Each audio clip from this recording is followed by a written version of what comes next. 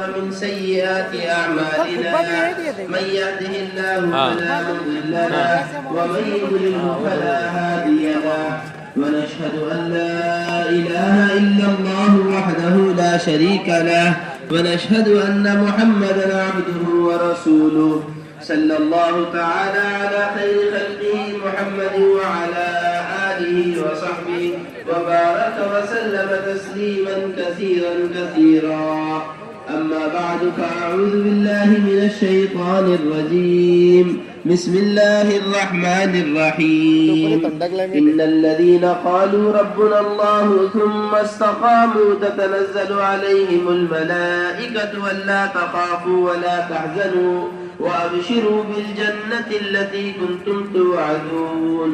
نحن أولياؤكم في الحياة الدنيا وفي الآخرة ولكم فيها ما تشتهي أنفسكم ولكم فيها ما تدعون نزلا من غفور رحيم.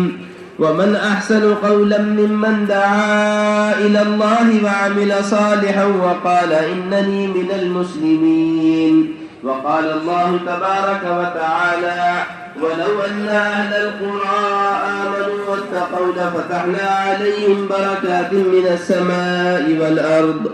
وقال الله تبارك وتعالى إنما يعمر مساجد الله من آمن بالله واليوم الآخر وأقام الصلاة وآتى الزكاة ولم يخش إلا الله فعسى أولئك أن يكونوا من المهتدين.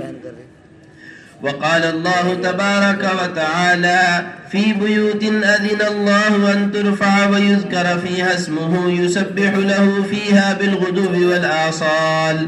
وقال النبي صلى الله عليه وسلم من قال لا إله إلا الله مخلصا دخل الجنة. قيل وما إخلاصها؟ قال أن تحجزه عن محارم الله. وقال النبي صلى الله عليه وسلم كل أمتي يدخلون الجنة إلا من أبى. قيل ومن أبى؟ قال من أطاعني دخل الجنة ومن عصاني فقد أبى. وقال النبي صلى الله عليه وسلم الغدو والرواح إلى المسجد من الجهاد في سبيل الله. وقال النبي صلى الله عليه وسلم المسجد بيت كل تقي وتكفل الله لمن كان المسجد بيته بالروح والرحمة والجواز على الصراط إلى رضوان الله إلى الجنة. وقال النبي صلى الله عليه وسلم مقام أحدكم في سبيل الله ساعة خير له من عمله عمره في أهله أو كما قال عليه الصلاة والسلام. قابل احترام بزرگوں اور بھائیوں، اللہ جل جلالہ عما نوالہ نے قیامت تک آنے والی 100% انسانیت کی کامیابی حضور اکرم صلی اللہ علیہ وسلم کے لائے ہوئے مبارک دین اور آپ کے لائے ہوئے مبارک اعمال میں رکھی ہوئی ہے۔ یہ اللہ جل جلالہ عما نوالہ کا بنایا ہوا ضابطہ ہے، یہ اللہ جل جلالہ عما نوالہ کا بنایا ہوا قانون ہے۔ جس طرح تمام اہل دنیا اپنے اپنے ضابطے اور قانون بناتے ہیں، کوئی چھوٹا ملک ہو یا بڑا ملک، کوئی چھوٹا ادارہ ہو یا بڑا ادارہ، ہر ایک نے اپنے ضوابط اور قوانین بنائے ہوئے۔ آپ فلانے ملک کے اندر فلانے کاغذات کے بغیر سفر کر نہیں سکتے، فلانے ادارے کے اندر فلانے کاغذات کے بغیر داخلہ لے نہیں سکتے، فلانی حکومت کے اندر فلانے کاغذات کے بغیر داخل ہو نہیں سکتے۔ یہ چھوٹے چھوٹے اداروں اور حکومتوں کے بنائے ہوئے ضابطے ہیں دنیا کے اندر، جو ہم اور آپ دیکھتے ہیں، ہمارے حضرت فرماتے ہیں۔ اسی طرح اللہ جل جلالہ عما نوالہ نے قرآن میں قیامت کے دن کے ضابطے کو بیان فرمایا ہے۔ ان الدین عند اللہ الاسلام ومن یبتغی غیر الاسلام دینا فلن یقبل منہ۔ اللہ جل جلالہ عما نوالہ کے یہاں دین اسلام ہی قابل قبول ہے۔ جو دین اسلام کے علاوہ کوئی بھی دین، کوئی بھی محنت کل قیامت میں اللہ کے یہاں لے کر جائے گا، اللہ جل جلالہ عما نوالہ کے یہاں حضور اکرم صلی اللہ علیہ وسلم والے دین اور آپ والے اعمال کے بغیر کوئی محنت، کوئی زندگی قابل قبول نہیں۔ چاہے دنیا کے اندر یہ کتنا ہی بڑا تاجر کہلاتا ہو، چاہے دنیا کے اندر کتنا ہی بڑا ڈاکٹر کہلاتا ہو، چاہے دنیا کے اندر کتنا ہی بڑا وزیر کہلاتا ہو، چاہے دنیا والے اس کو کتنا ہی کامیاب سمجھتے ہوں، اللہ جل جلالہ عما نوالہ کے یہاں اس کی ساری زندگی کا کوئی محنت کوئی حصہ قبول نہیں ہے اگر حضور اکرم صلی اللہ علیہ وسلم والی زندگی حضور اکرم صلی اللہ علیہ وسلم والے دین پر نہیں گزری۔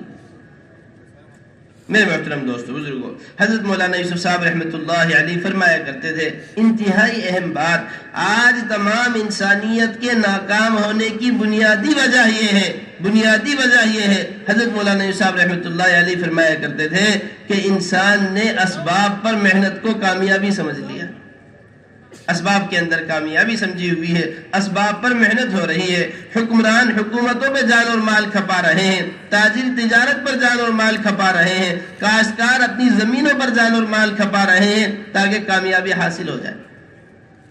حضرت فرمایا کرتے تھے اگر اسباب میں کامیابی ہوتی، حکومتوں میں تجارتوں میں مال کے جمع کرنے میں کامیابی ہوتی، حضرت مولانا صاحب رحمۃ اللہ علیہ فرمایا کرتے تھے بادشاہت میں کامیابی ہوتی تو فرعون کبھی ناکام نہ ہوتا، وزارت میں کامیابی ہوتی تو حامان کبھی ناکام نہ ہوتا، حکومت میں کامیابی ہوتی تو حامان کبھی ناکام نہ ہوتا، تجارت میں کامیابی ہوتی تو قارون کبھی ناکام نہ ہوتا، عالی شان ملک بسانے اور شہر بنانے میں کامیابی ہوتی، شداد کبھی ناکام نہ ہوتا۔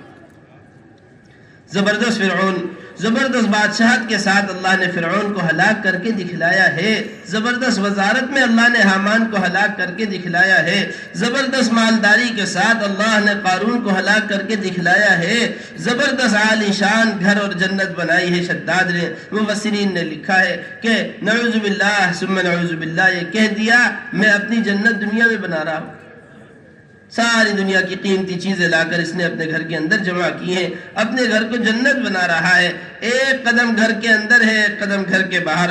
اللہ جل جلالہ عما نوالہ نے یہاں موت دے کر شداد کو دکھلا دیا ہے، ساری دنیا کا مال شداد جمع کر سکتا ہے، اپنے ایک قدم کا بھی مالک نہیں۔ قیامت تک آنے والے انسانوں کو یہ بتلانے کے لیے کہ جیسی زندگی گزرے گی ایسے ہی اس زندگی کا اختتام ہوگا۔ فرعون کو بادشاہت کام نہیں آئی، قارون کو وزارت کام نہیں آئی، قارون کو مال کام نہیں آیا، حامان کو وزارت کام نہیں آئی، اور شداد کی بنائی ہوئی جنت میں ایک لمحہ رہنا نصیب نہیں ہو۔ قیامت تک آنے والی انسانیت کو بتلانے کے لیے میرے محترم دوستو بزرگوں، حضرت مولانا یوسف صاحب رحمۃ اللہ علیہ فرمایا کرتے تھے اللہ جل جلالہ عما نوالہ نے قرآن میں دونوں محنتوں کو بیان کیا ہے، دو رخ کی محنت، ایک محنت ہے اسباب کے ذریعے کامیابی کے یقین کی، ایک محنت ہے اسباب پر محنت کی، اور ایک محنت ہے اللہ جل جلالہ عما نوالہ والے اعمال اور اللہ جل جلالہ عما نوالہ کے خزانوں سے ہونے کے یقین کی۔ حضرت مولانا یوسف صاحب رحمۃ اللہ علیہ فرمایا کرتے تھے دونوں محنتوں کو اللہ نے قرآن میں بیان فرمایا ہے۔ ایک محنت فرعون اپنی قوم کے اوپر کر رہا ہے، سامان کے اعتبار سے، اسباب کے اعتبار سے، چیزوں کے اعتبار سے، نقشوں کے اعتبار سے، فوج کی کوئی کمی نہیں ہے، ہتھیاروں کی کوئی کمی نہیں ہے، سامان کی کوئی کمی نہیں ہے، فرعون کے پاس ساری زندگی کی محنت لگائی ہوئی ہے سامان، اسباب اور فوج کے اوپر۔ حضرت فرمایا کرتے تھے ایک محنت حضرت موسیٰ علیہ السلام کی، حضرت موسیٰ علیہ السلام کی قوم بڑی کمزور، حضرت موسیٰ علیہ السلام کے ماننے والے بہت زیادہ نہیں تھے، بہت چھوٹی سی قوم پر حضرت موسیٰ علیہ السلام، حضرت مولانا صاحب رحمۃ اللہ علیہ فرمایا کرتے تھے بڑی کمزور سی قوم کو بڑی اعلیٰ محنت پر حضرت موسیٰ علیہ السلام نے اٹھایا ہے، جس محنت کو قرآن نے بیان کیا ہے، یا قوم ان کنتم آمنتم باللہ فعلیہ توکلوا، یا قوم ان کنتم آمنتم باللہ فعلیہ توکلوا، یہ یقین کے بنانے والی محنت، ایک قوم اگر تم اللہ کے ماننے والے ہو تو اللہ کی ذات عالی پر بھروسہ رکھو، یہ یقین کی محنت ہے جس پر حضرت موسیٰ علیہ السلام نے اپنی قوم کو اٹھایا ہے۔ حضرت فرمایا کرتے تھے قیامت تک آنے والی انسانیت کو یہ بتلانے کے لیے کہ جیسی محنت ہوگی ایسا ہی نتیجہ ہوگا، دونوں کی محنت کا نتیجہ اللہ جل جلالہ عما نوالہ نے ایک ہی میدان، ایک ہی دریا میں دکھلایا ہے، وہ دریا جو حضرت موسیٰ علیہ السلام کو ظاہر کے خلاف، عقل کے خلاف، رواج کے خلاف، مزاج کے خلاف کھڑے ہو کر نکلنے کا راستہ دے رہا ہے، وہی دریا فرعون کی ہلاکت کا، ہلاکت کی جگہ اور ہلاکت کا سبب بنا اللہ کے حکم سے قیامت تک آنے والے انسانوں کو بتلانے کے لیے کہ جیسی محنت ہوگی اس زندگی کا ایسا ہی نتیجہ ہوگا. یہ فرمایا کرتے تھے حضرت مولانا یوسف صاحب رحمۃ اللہ علیہ. جب بندہ اللہ جل جلالہ عما نوالہ والے یقین پر اللہ جل جلالہ عما نوالہ کے خزانوں سے پلنے کا یقین دل کے اندر رکھتا ہے، اللہ جل جلالہ عما نوالہ تمام نقشوں کے نہ ہوتے ہوئے، تمام اسباب کے نہ ہوتے ہوئے اپنے حکم سے پال کر دکھلاتے ہیں. بندے کے دل کا یقین اللہ جل جلالہ عما نوالہ کے خزانوں سے پلنے کا. حضرت مولانا صاحب رحمۃ اللہ علیہ کے بیانات میں لکھا ہوا ہے، فرمایا کرتے تھے سارے کے سارے آسمان لوہے کے ہو جائیں، ساری کی ساری زمینیں پیتل کی ہو جائیں، آسمان سے برسنے کے لیے ایک قطرہ نہ بچے، زمین سے اگنے کے لیے ایک دانے کی گنجائش نہ بچے. حضرت فرمایا کرتے تھے اس بند لوہے کے کمرے میں بھی اللہ جل جلالہ عما نوالہ اس شخص کو اپنے حکم سے پال کر دکھلائیں گے جس کا حکم اللہ جل جلالہ، جس کا یقین اللہ جل جلالہ عما نوالہ کے خزانے اللہ والے عمل اور اللہ کے حکم سے پلنے کا. انبیاء علیہ السلام اللہ جل جلالہ عما نوالہ نے اس حال میں پالا ہے کہ پلنے کے اسباب نظر نہیں آتے، پلنے کی کوئی صورت نظر نہیں آتی، نجات کا کوئی نقشہ نظر نہیں آتا. حضرت یونس علیہ السلام کو مچھلی کے پیٹ میں اللہ نے پال کر دکھلایا ہے، یوسف علیہ السلام کو اندھیرے کنویں میں اللہ نے پال کر دکھلایا ہے، حضرت موسیٰ علیہ السلام کو فرعون کے گھر اللہ نے پال کر دکھلایا ہے، حضرت ابراہیم علیہ السلام کو آگ کی لپٹوں کے اندر صحیح سلامت اللہ نے پال کر دکھلایا ہے، حضرت ہاجرہ کو مکے کے جنگل میں اللہ نے پالا ہے، حضرت اسماعیل کو چھری کے نیچے اللہ نے پالا.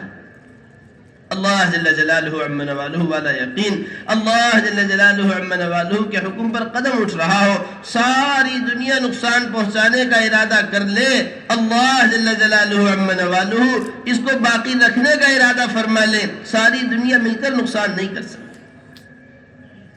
میرے محترم دوستو بزرگو، روایت کے اندر لکھا ہے مفسرین نے حضرت ہاجرہ علیہ السلام کیسا زبردست یقین ہے، اور اس یقین پر اللہ نے پالا ہے، اس یقین پر اللہ نے پال کر دکھلایا. حضرت ابراہیم علیہ السلام کے لیے سب سے پہلا امتحان، سب سے پہلی ابتلا آگ میں ڈال دیے گئے. اللہ جل جلالہ عما نوالہ کی طرف اپنے قوم کو دعوت دی ہے، اور زبردست دعوت دی ہے، اور بہت واضح طریقے سے دعوت دی ہے، بڑی آسانی کے ساتھ سمجھ جانے والوں کے لیے بڑی کشادہ طریقے سے دعوت کہ جن سے مدد مانگتے ہو، جن سے حفاظت مانگتے ہو وہ اپنی خود حفاظت نہیں کر سکتے، جن سے کھانا مانگتے ہو وہ خود کھانا نہیں کھا سکتے. بالکل کھلی ہوئی دعوت، روشن. ساری قوم مخالف ہو گئی، اٹھا کر آگ کے اندر ڈال دیا گیا. یہ بڑی زبردست ابتلا ہے، مگر اللہ جل جلالہ عما نوالہ کا حکم ہے یا نار کونی بردا وسلاما علی ابراہیم، اے آگ ٹھنڈی اور سلامتی والی ہو جائے ابراہیم کے لیے. حضرت ابراہیم علیہ السلام کو مفسرین نے لکھا ہے آگ کے اندر ایسے رات اور دن گزارے ہیں حضرت ابراہیم علیہ السلام نے جیسا ایک آدمی راحت کے دن اپنے باغیچے کے اندر گزارتا ہے. یہ پہلی ابتلا. اس کے بعد اور ابتلا ہے حضرت ابراہیم علیہ السلام کا امتحان، اپنے بیوی بچوں کو جنگل کے اندر چھوڑ کر آ جائیں. کیسا جنگل جہاں نہ کھانے کا لقمہ ہے نہ پینے کا گھونٹ ہے. قرآن شریف جس جنگل کو کہہ رہا ہے بواد غیر ذی زرع عند بیتک المحرم، ایسا جنگل جہاں نہ کھانے کا لقمہ ہے نہ پینے کا گھونٹ نہ کوئی بات کرنے والا ہے. یہ مکہ مکرمہ کی وادی ہے، بالکل کالے پہاڑ، یہاں اندھیرا ہو جاتا ہے، کوئی سلام کا جواب دینے والا نہیں، کوئی بات کرنے والا نہیں. اللہ جل جلالہ عما نوالہ کا حکم ہے اپنے بیوی بچوں کو جنگل کے اندر چھوڑ کر آئیں. مفسرین نے لکھا ہے روایت کے اندر حضرت ابراہیم علیہ السلام اپنی اہلیہ ہاجرہ علیہ السلام کو، اپنے بیٹے حضرت اسماعیل علیہ السلام کو، چھوٹے سے بیٹے حضرت اسماعیل، ایک اکیلی تنہا عورت حضرت ہاجرہ، ان کو جنگل میں چھوڑ کر آنے لگے. ایک عورت جنگل کے اندر کیسے رات دن گزارے؟ یہاں پلنے کے کوئی اسباب نہیں ہے، یہاں عافیت سے زندگی گزرنے کا کوئی سامان نہیں ہے. روایت کے اندر لکھا ہوا ہے حضرت ہاجرہ حضرت ابراہیم علیہ السلام سے پوچھنے لگی آپ ہمیں جنگل میں کیوں چھوڑ کر جا رہے ہیں؟ روایت کے اندر آتا ہے ایک مرتبہ پوچھا خاموش رہی، دوبارہ پوچھا خاموش رہی، تیسری مرتبہ پوچھا پھر خاموش رہی۔ حضرت ابراہیم علیہ السلام خاموش رہے، 3 مرتبہ سوال کیا حضرت حاجرہ نے، پھر خیال آیا کہ اللہ کے نبی تو سارے کام اللہ کے حکم سے کرتے ہیں، کیا اللہ نے آپ کو حکم دیا ہے کہ ہمیں جنگل میں چھوڑ دیجیے؟ حضرت ابراہیم علیہ السلام نے فرمایا کہ جی ہاں، اللہ کا حکم ہے، اللہ نے حکم دیا ہے کہ بیوی بچوں کو مکہ مکرمہ کے اس جنگل کے اندر چھوڑو۔ روایت کے اندر آتا ہے ایک عورت کا جنگل میں کھڑے ہوئے یہ دل کا یقین ہے کہ اگر اللہ جل جلالہ عم نوالہ کے حکم ہے تو اللہ جل جلالہ عم نوالہ ہمیں ضائع نہیں کرے گا۔ روایت کے اندر آتا ہے فرمانے لگی اگر حکم اللہ کا ہے تو پھر اللہ ہمیں ضائع نہیں کرے گا۔ میرے محترم دوستو بزرگوں، قیامت تک آنے والے مسلمانوں کو یہ بتلانے کے لیے ہے کہ تم اپنی تجارت کے اندر، تم اپنے مقدمات کے اندر، تم اپنی زندگی کے تمام مسائل کے اندر جہاں اللہ کے حکم پر قدم اٹھاؤ گے ساری دنیا کا نقصان نظر آ رہا ہو، تجارت میں، مقدمات میں ساری دنیا کا نقصان نظر آ رہا ہو، اگر مسلمان اللہ والے یقین پر اللہ کے حکم پر قدم اٹھا رہا ہے، اللہ جل جلالہ عم نوالہ اپنے حکم پر قدم اٹھانے والوں کو ضائع نہیں فرماتا۔ اس یقین پر بچایا ہے حضرت ابراہیم علیہ السلام کو، اس یقین پر آباد فرمایا ہے حاجرہ علیہ السلام کو، اور ایسے یقین والوں کے گھر ایسی یقین والی اولاد پیدا ہوتی ہے حضرت اسماعیل علیہ السلام۔ مفسرین نے لکھا ہے دعا مانگی حضرت ابراہیم علیہ السلام نے، ربی حب لی من الصالحین، اے اللہ نیک اولاد دے دیجیے۔ کیسی اولاد؟ نیک اولاد۔ ربی حب لی من الصالحین، اے اللہ ہمیں نیک اولاد دے دیجئے۔ اللہ جل جلالہ عم نوالہ نے جواب دیا ہے قرآن میں فبشرناہ بغلام حلیم۔ مفسرین نے لکھا ہے کہ اللہ نے یہ نہیں کہا فبشرناہ من الصالحین، ابراہیم علیہ السلام نے نیک بیٹا مانگا، اللہ نے نیک دے دیا۔ اللہ نے فرمایا فبشرناہ بغلام حلیم، ہم نے ابراہیم کو بہادر بیٹا دیا ہے۔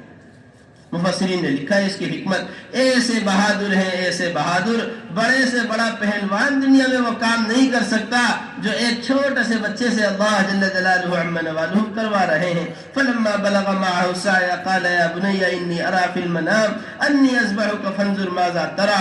یہ خواب دیکھا ہے حضرت ابراہیم علیہ السلام نے، بیٹا میں نے خواب دیکھا ہے، میں تمہارے گلے پر چھری چلا رہا ہوں۔ نبی کا خواب خواب نہیں ہوتا، نبی کا خواب تو اللہ کا حکم ہوتا ہے، وحی ہوتی ہے۔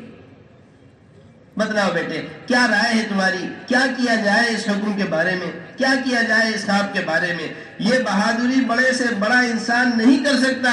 علماء اکرام نے لکھا ہے جو ایک چھوٹا سا بچہ بہادری دکھا رہا ہے، علماء اکرام نے لکھا ہے یہ فرمایا ابا جان حضرت ابراہیم نے کہ بیٹا اللہ کا یہ حکم آیا ہے کہ بچے کے گلے پر چھری چلا دیجئے، یا ابت افعل ما تؤمر، ابا جان کوئی سوچنا نہیں ہے، کوئی تعویل نہیں ہے، کوئی انتظار نہیں ہے، یہ نہیں ہے انبیاء علیہ السلام کے یہاں کہ حکم کیا ہے۔ انبیاء علیہ السلام کے یہاں یہ ہے کہ حکم کس کا ہے، حکم کیا ہے یہ نہیں دیکھتے، یہ دیکھتے ہیں کہ حکم کس کا ہے۔ حکم کرنے والا اللہ، پالنے والا اللہ ہے، اللہ کے حکم پر قدم اٹھے گا، گلے پر چھری ہی کیوں نہ چل رہی ہو اللہ ضائع نہیں کرے گا۔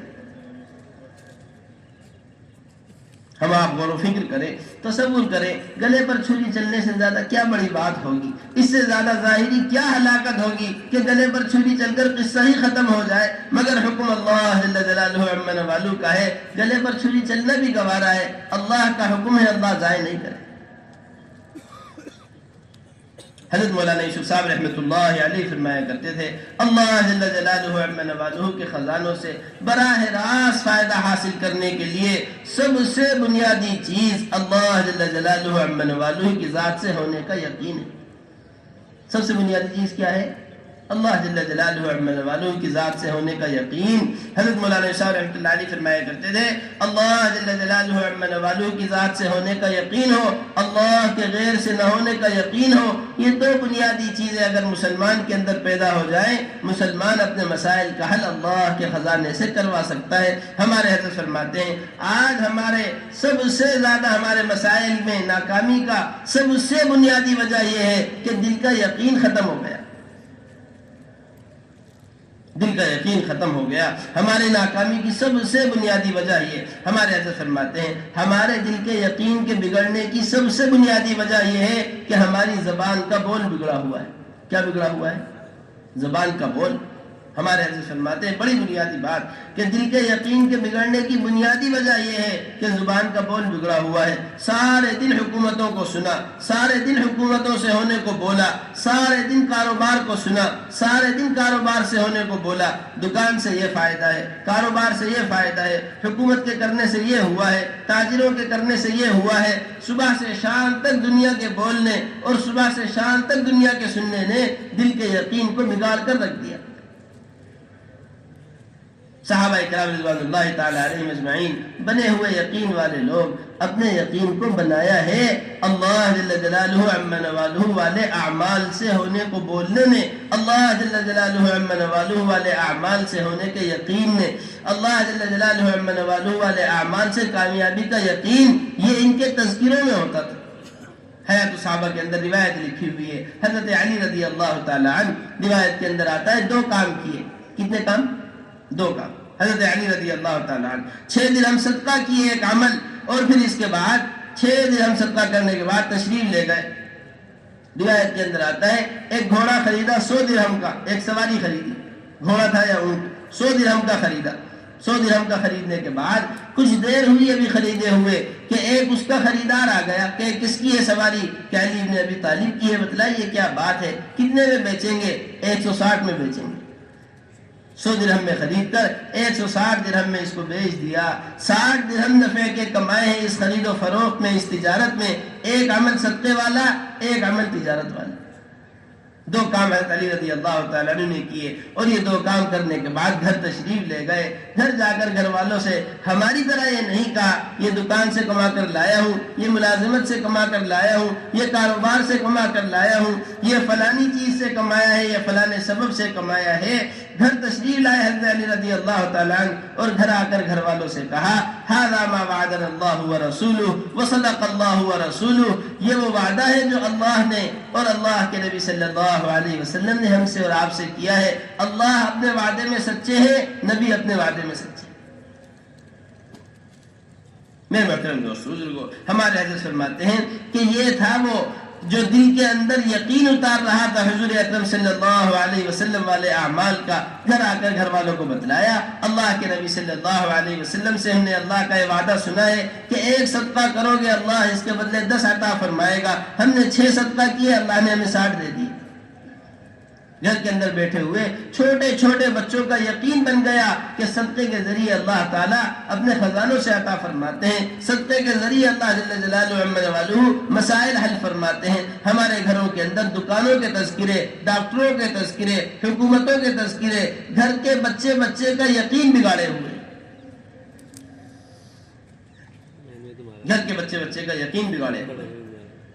میرے محترم دوستو بزرگو, حضرت مولانا یوسف صاحب رحمۃ اللہ علیہ فرمایا کرتے تھے اگر دل کا یقین یہ ہے کہ کرے گا اللہ مگر اسباب کے ذریعے کرے گا, کرے گا اللہ مگر دکان کے ذریعے کرے گا, کرے گا اللہ مگر کاروبار کے ذریعے کرے گا, کرے گا اللہ مگر حکومت کے ذریعے کرے گا, کرے گا اللہ مگر تاجروں کے ذریعے, ڈاکٹروں کے ذریعے کرے گا. فرمایا کرتے تھے ایسا شخص زمین پر رہ کر غیروں کی طرح نعمتوں سے فائدہ تو اٹھا سکتا ہے مگر اللہ کے خزانے سے براہ راست فیصلہ نہیں کروا سکتا. اللہ کی ذات سے براہ راست فیصلہ کروانے کے لیے اللہ کے غیر کا یقین دل سے نکلنا شرط ہے. اللہ جل جلالہ عما نوالہ اسباب کے محتاج نہیں ہے, اللہ سامان کے محتاج نہیں ہے, اللہ چیزوں کے محتاج نہیں ہے. باپ کے اولاد کے دینے میں اللہ باپ کے محتاج نہیں ہے, دوا کے محتاج نہیں ہے. اللہ جل جلالہ عما نوالہ شفا کے دینے میں اللہ جل جلالہ عما نوالہ ضروریات کے پورا کرنے میں مال کے محتاج نہیں ہے. اللہ جل جلالہ عما نوالہ بھوک کے ختم کرنے میں کھانے کے محتاج نہیں. روایت لکھی ہوئی حیات الصحابہ کے اندر عجیب و غریب روایت کے اندر آتا ہے حضور اکرم صلی اللہ علیہ وسلم ایک دن تشریف فرما تھے. حضور اکرم صلی اللہ علیہ وسلم کی چہی تھی, حضور اکرم صلی اللہ علیہ وسلم کی لاڈلی بیٹی حضرت فاطمہ رضی اللہ تعالیٰ عنہ تشریف لائی, اللہ کے نبی صلی اللہ علیہ وسلم کی خدمت میں حاضر ہوئی.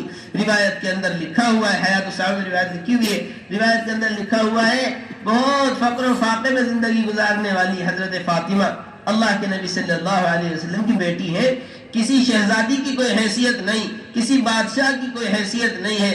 حضرت حضور اکرم صلی اللہ علیہ وسلم کی بیٹی حضرت فاطمہ رضی اللہ تعالیٰ عنہ، مگر ان کی زندگی بڑے فقر و فاقے میں، بڑی تنگ دستی میں، ان کی زندگی بہت مجاہدے اور قربانی میں گزری۔ حیات الصحابہ میں روایت لکھی ہوئی، حضور اکرم صلی اللہ علیہ وسلم کے پاس آئی۔ راوی کہتے ہیں کہ حضرت فاطمہ رضی اللہ تعالیٰ عنہ کا چہرہ بالکل ایسا جیسے بالکل خون ان کے جسم کے اندر ختم ہو گیا ہو، اور بھوک کی شکایت لے کر اللہ کے نبی صلی اللہ علیہ وسلم کے پاس آئی کہ کتنے دن ہو گئے کھانا نہیں کھایا، کتنے دن ہو گئے فاقوں کے ساتھ زندگی گزر رہی ہے۔ یہ اللہ کے نبی صلی اللہ علیہ وسلم کی صاحبزادی، عجیب روایت کے اندر آتا ہے حضور اکرم صلی اللہ علیہ وسلم نے دعا مانگی، اے اللہ غریبوں کے مددگار، اے اللہ حاجت مندوں کی حاجت پورا کرنے والے، محمد صلی اللہ علیہ وسلم کی بیٹی فاطمہ کی بھوک کو ختم کر دیجیے۔ اور روایت کے اندر آتا ہے اللہ کے نبی صلی اللہ علیہ وسلم نے اپنا ہاتھ رکھا اپنی بیٹی حضرت فاطمہ رضی اللہ تعالیٰ عنہ کے اوپر، اللہ جل جلالہ عمن والے سے دعا مانگی، اے اللہ فاطمہ بنت محمد کی بھوک کو ختم کر دیجئے۔ روایت کے اندر آتا ہے، راوی کہتے ہیں اسی وقت فوراً حضرت فاطمہ رضی اللہ تعالیٰ عنہ کے جسم کے اندر خون آ گیا، جیسا کھانا کھا لیا ہو ایسا ان کا چہرہ معلوم ہونے لگا، اسی وقت چہرے پر رونق آ گئی، اسی وقت چہرے سے بھوک کے آثار ختم ہو گئے۔ حضرت فاطمہ رضی اللہ تعالیٰ عنہ فرماتی ہے کہ اس کے بعد ساری زندگی کبھی مجھے بھوک نہیں لگی، اس کے بعد ساری زندگی کبھی مجھے بھوک نہیں لگی۔ اللہ جل جلالہ عمن والہ بیماری کے دور کرنے میں دواؤں کے محتاج نہیں ہے، اللہ جل جلالہ عمن والہ بھوک کے دور کرنے میں غذا کے اور چیزوں کے اور کھانوں کے محتاج نہیں ہے، اللہ جل جلالہ عمن والہ مسائل کے حل کرنے میں اسباب کے محتاج نہیں ہے۔ میرے محترم دوست بزرگوں، یہ یقین بنایا ہے حضور اکرم صلی اللہ علیہ وسلم نے، ایک ایک امتی کا یقین، ایک ایک امتی کا یقین۔ آج سارے مسلمان جتنے خسارے کے اندر، آج سارے مسلمان جتنی پریشانیوں کے اندر ہیں، سب سے بنیادی وجہ یہ ہے کہ یقین بگڑا ہوا۔ حضرت مولانا الیاس صاحب رحمۃ اللہ علیہ نے سارے بڑے بڑے علماء کو جمع کیا اور فرمایا بتلاؤ مسلمانوں کی پستی کا کیا وجہ ہے، مسلمانوں کی پستی کی کیا وجہ، مسلمانوں کی ناکامی کی کیا وجہ۔ کسی نے کہا جی علم کی کمی، کسی نے کہا کہ جی عمل کی کمی، کسی نے کہا کسی چیز کی کمی ہے، کسی نے کہا کسی چیز کی۔ مولانا الیاس صاحب رحمۃ اللہ علیہ نے ہر ایک کی بات کا ایسا جواب دیا کہ ہر ایک کا سوال ہی ختم ہو گیا کہ جی آپ ہی فرمائیے کیا وجہ ہے کہ سارے مسلمان ناکام۔ حضرت مولانا الیاس صاحب رحمۃ اللہ علیہ نے فرمایا ہر چیز مسلمانوں کے پاس موجود ہے، سب سے بنیادی چیز یقین کی کمی ہے۔ امت میں یقین کی محنت، یہ یقین حضور اکرم صلی اللہ علیہ وسلم نے ایک ایک آنے والے صحابی کا بنایا، یعنی ایک ادنا سے ادنا ضرورت، ادنا سے ادنا شکایت لے کر حضور اکرم صلی اللہ علیہ وسلم کے پاس آنے والے حیات الصحابہ کے اندر لکھا ہوا اللہ کے نبی صلی اللہ علیہ وسلم یہ میرا بھائی ہے، اس کو 10 لگ گئے۔ کتنی معمولی سی چیز، ایک معمولی شکایت لانے والے کا اللہ کے نبی صلی اللہ علیہ وسلم اللہ کے حکم، اللہ کے وعدے اور اللہ کے خزانے سے ہونے کا کیسا یقین بنا رہے ہیں۔ حضور اکرم صلی اللہ علیہ وسلم یہ میرا دوست ہے، اس کا 10 لگ گئے ہیں، اس کا پیٹ چل گیا ہے۔ اللہ کے نبی صلی اللہ علیہ وسلم نے فرمایا لے جا کر شہد پلاؤ، لے جا کر شہد پلایا، تکلیف اور زیادہ ہو گئی، تکلیف بجائے صحیح ہونے کے تکلیف اور زیادہ ہو گئی۔ دوبارہ لے کر آئے اللہ کے نبی صلی اللہ علیہ وسلم کے پاس کہ جی شہد پلایا، تکلیف زیادہ ہو گئی، فرمایا اس کو شہد پلاؤ۔ دوبارہ لے جا کر شہد پلایا، دوبارہ تکلیف میں اضافہ ہو گیا۔ تیسری مرتبہ پھر آئے حضور اکرم صلی اللہ علیہ وسلم کے پاس، اللہ کے نبی صلی اللہ علیہ وسلم نے اب یقین بنایا۔ دیکھیے کیسا یقین کے بدلنے سے چیزوں کی تاثیر بدلتی ہے، یقین کے بدلنے سے اللہ کا حکم شامل حال ہوتا ہے، اللہ کا حکم شامل حال ہو کر نقصان پہنچانے والی چیز بھی نفع پہنچاتی ہے۔ جو شہد تکلیف پہنچا رہا تھا، حضور اکرم صلی اللہ علیہ وسلم نے فرمایا تیرے بھائی کا پیٹ جھوٹا ہے، اللہ کی بات سچی ہے۔ اللہ نے قرآن میں فرمایا ہے فیہ شفاء للناس، شہد میں لوگوں کے لیے اللہ نے شفا رکھی ہے۔ اس یقین پر لے جا کر شہد پلایا۔ روایت کے اندر آتا ہے وہ شہد جو 2 مرتبہ سے تکلیف کو بڑھا رہا تھا، تیسری مرتبہ اللہ نے شفا کا ذریعہ بنا دیا۔ یہ یقین حضور اکرم صلی اللہ علیہ وسلم نے بنایا ہے۔ میرے محترم دوستو بزرگوں، ہمارے حضرت فرماتے ہیں بڑی عمدہ بات، یقین کا کمال یہ ہے، ایک کلمہ لا الہ الا اللہ والے کے یقین کا کمال یہ ہے کہ کلمہ لا الہ الا اللہ والا اپنے وقت کی پریشانی کے اندر اس وقت کے اسباب پر اس وقت کے اعمال کو مقدم کرے۔ تجارت کی پریشانی، بیماری کی پریشانی، کاروبار کی پریشانی، مختلف پریشانیاں انسان پر آتی ہیں زندگی کے اندر، اس وقت کی پریشانی کے اندر اس وقت کے اسباب پر اعمال کو مقدم کرے، یہ کلمہ لا الہ الا اللہ والے یقین کا تقاضا ہے۔ حضور اکرم صلی اللہ علیہ وسلم کے ہاں آنے والے ان کی ضرورتوں کو حضور اکرم صلی اللہ علیہ وسلم اعمال کے ذریعے پورا کروا کر اعمال سے ہونے کا یقین امت کے دل کے اندر بٹھا رہے ہیں۔ حیات الصحابہ میں واقعہ لکھا ہوا، ایک تاجر اللہ کے نبی صلی اللہ علیہ وسلم کے پاس آئے، حضور اکرم صلی اللہ علیہ وسلم میں تاجر ہوں، تجارت کے لیے بحرین سفر کر رہا ہوں۔ حضور اکرم صلی اللہ علیہ وسلم نے فرمایا تجارت کے لیے بحرین جا رہے ہو، پہلے 2 رکعت نماز پڑھ لو۔ ہمارے حضرت فرماتے ہیں نماز کو تجارت کے سفر پر مقدم کروایا ہے تاکہ نماز سے ہونے کا یقین امت کے دل کے اندر اترے۔ ایک روایت کے اندر ہے ایک تاجر حضور اکرم صلی اللہ علیہ وسلم کے پاس آئے اپنی تجارت میں کمائی کی شکایت لے کر۔ ہر ایک کو پریشانی، ہر ایک کو شکایت ہے، ہر دکاندار کو شکایت دکان چل نہیں رہی، ہر کاروباری کو شکایت کاروبار چل نہیں رہا، ہر ملازم کو شکایت کہ ملازمت چل نہیں رہی۔ حضور اکرم صلی اللہ علیہ وسلم کے پاس آئے ایک صحابی، حیات الصحابہ میں واقعہ لکھا ہوا ہے، حضرت جبیر ابن مطعم رضی اللہ تعالیٰ، جبیر ابن مطعم روایت کے اندر آتا ہے، آ کر حضور اکرم صلی اللہ علیہ وسلم سے کہا اللہ کے نبی صلی اللہ علیہ وسلم میں تجارت کے سفر پر جاتا ہوں قافلے کے ساتھ، عرب سے قافلے تجارت کے سفروں پر دوسرے ملکوں میں جاتے تھے، میں تجارت کے قافلے میں جاتا ہوں، لیکن تجارت کے قافلے کے اندر سب کی خوب اچھی کمائی ہوتی ہے اور میں سب سے زیادہ خستہ حال واپس آتا ہوں، میری کمائی سب سے زیادہ کم ہوتی ہے، سب سے زیادہ کم کمائی لے کر آتا ہوں، سب سے زیادہ کمزور حالت ہوتی ہے، خستہ حال۔ حضور اکرم صلی اللہ علیہ وسلم نے عمل سکھلایا ہے۔ روایت کے اندر آتا ہے اللہ کے نبی صلی اللہ علیہ وسلم نے فرمایا جبیر ابن مطعم جب تم تجارت کے سفر پر جایا کرو قل یا ایھا الکافرون بسم اللہ کے ساتھ پڑھو، اذا جاء نصر اللہ والفتح بسم اللہ کے ساتھ پڑھو، قل هو اللہ احد بسم اللہ کے ساتھ پڑھو، قل اعوذ برب الفلق بسم اللہ کے ساتھ پڑھو، قل اعوذ برب الناس بسم اللہ کے ساتھ پڑھو۔ یہ 5 سورتیں بسم اللہ کے ساتھ اور آخر میں ایک بسم اللہ اور پڑھ لو۔ ایک تاجر کو تجارت کی ناکامی کے اندر، تجارت کی پریشانی کے اندر، تجارت میں کمائی نہ ہونے پر حضور اکرم صلی اللہ علیہ وسلم قرآن کی یہ صورتیں بتلا رہے ہیں۔ حیات الصحابہ میں لکھا ہوا ہے حضرت جبیر بن مطعم رضی اللہ تعالیٰ ان صورتوں کو پڑھ کر اپنی تجارت کے سفر میں نکلے اور تجارت کے سفر سے خوشی خوشی واپس آئے، حضور اکرم صلی اللہ علیہ وسلم کی خدمت میں حاضر ہوئے اور آ کر عرض کیا اللہ کے نبی صلی اللہ علیہ وسلم میں ان صورتوں کو پڑھ کر اپنی تجارت کے سفر کے اندر نکلا، پہلے سب سے زیادہ خستہ حال لوٹتا تھا، اس سفر کے اندر میں سب سے زیادہ کمائی کر کے آیا۔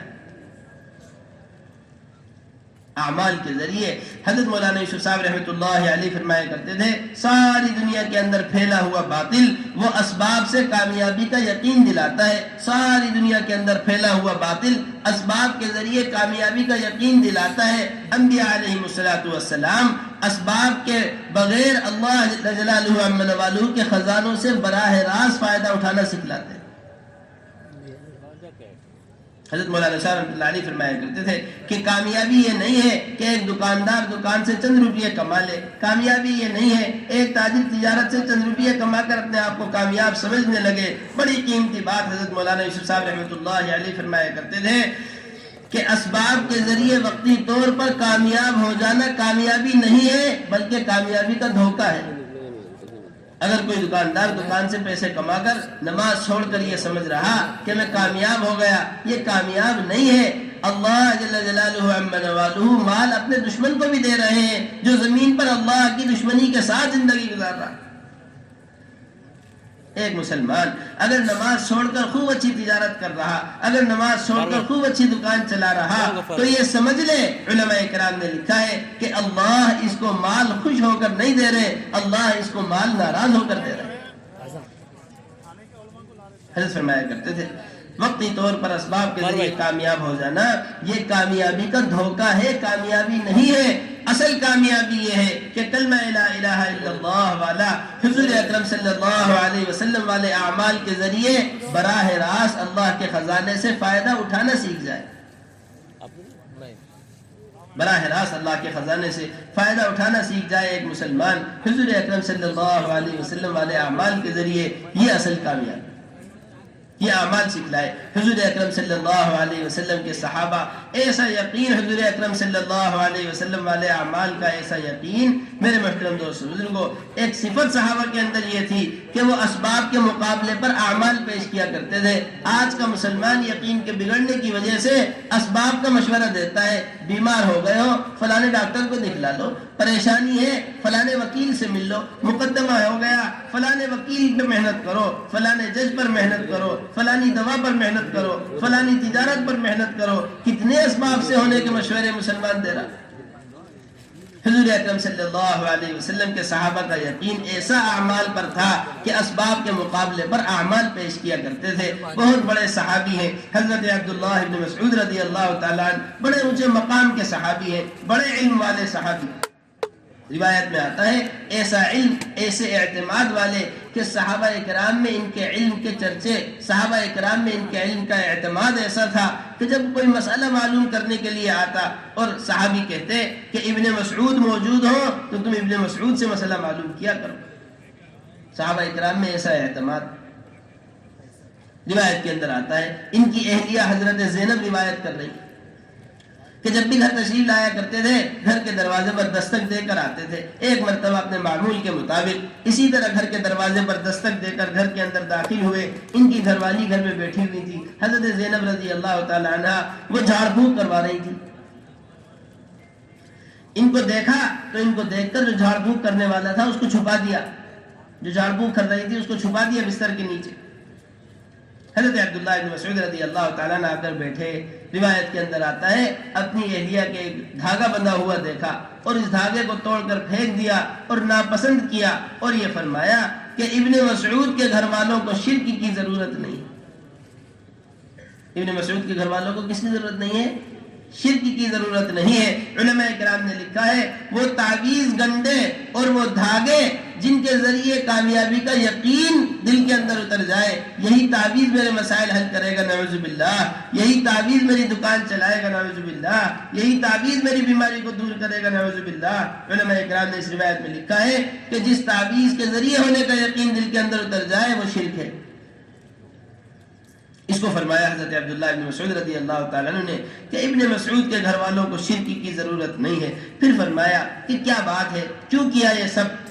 گھر والوں نے بتلایا میری آنکھ کے اندر تکلیف ہوتی تھی، میری آنکھ دکھ رہی تھی، جب بھی یہودی کے پاس دم کرانے کے لیے جاتی ہوں میری آنکھ کی تکلیف صحیح ہو جاتی ہے، اور جب بھی یہودی سے دم نہ کراؤں کچھ دن کے بعد پھر آنکھ میں تکلیف شروع ہو جاتی ہے، اس لیے میں یہودی کے پاس دم کرانے جاتی ہوں۔ دیکھیے حضرت عبداللہ بن مسعود رضی اللہ تعالیٰ عنہ نے فرمایا کہ وہ یہودی کے دم کرنے سے صحیح نہیں ہوتی، وہ تو شیطان اپنی انگلی اپنی چوٹ مارتا رہتا ہے، جب تم دم کرا لیتی ہو تو شیطان اپنے ہاتھ کو روک لیتا ہے، اور جب دم نہیں کراتی تو شیطان چوٹ مارتا رہتا ہے تاکہ تم دم کرانے کے لیے اسی یہودی کے پاس جاؤ۔ اور پھر فرمایا کہ اس سارے اسباب کے اختیار کرنے کی کیا ضرورت پیش آئی؟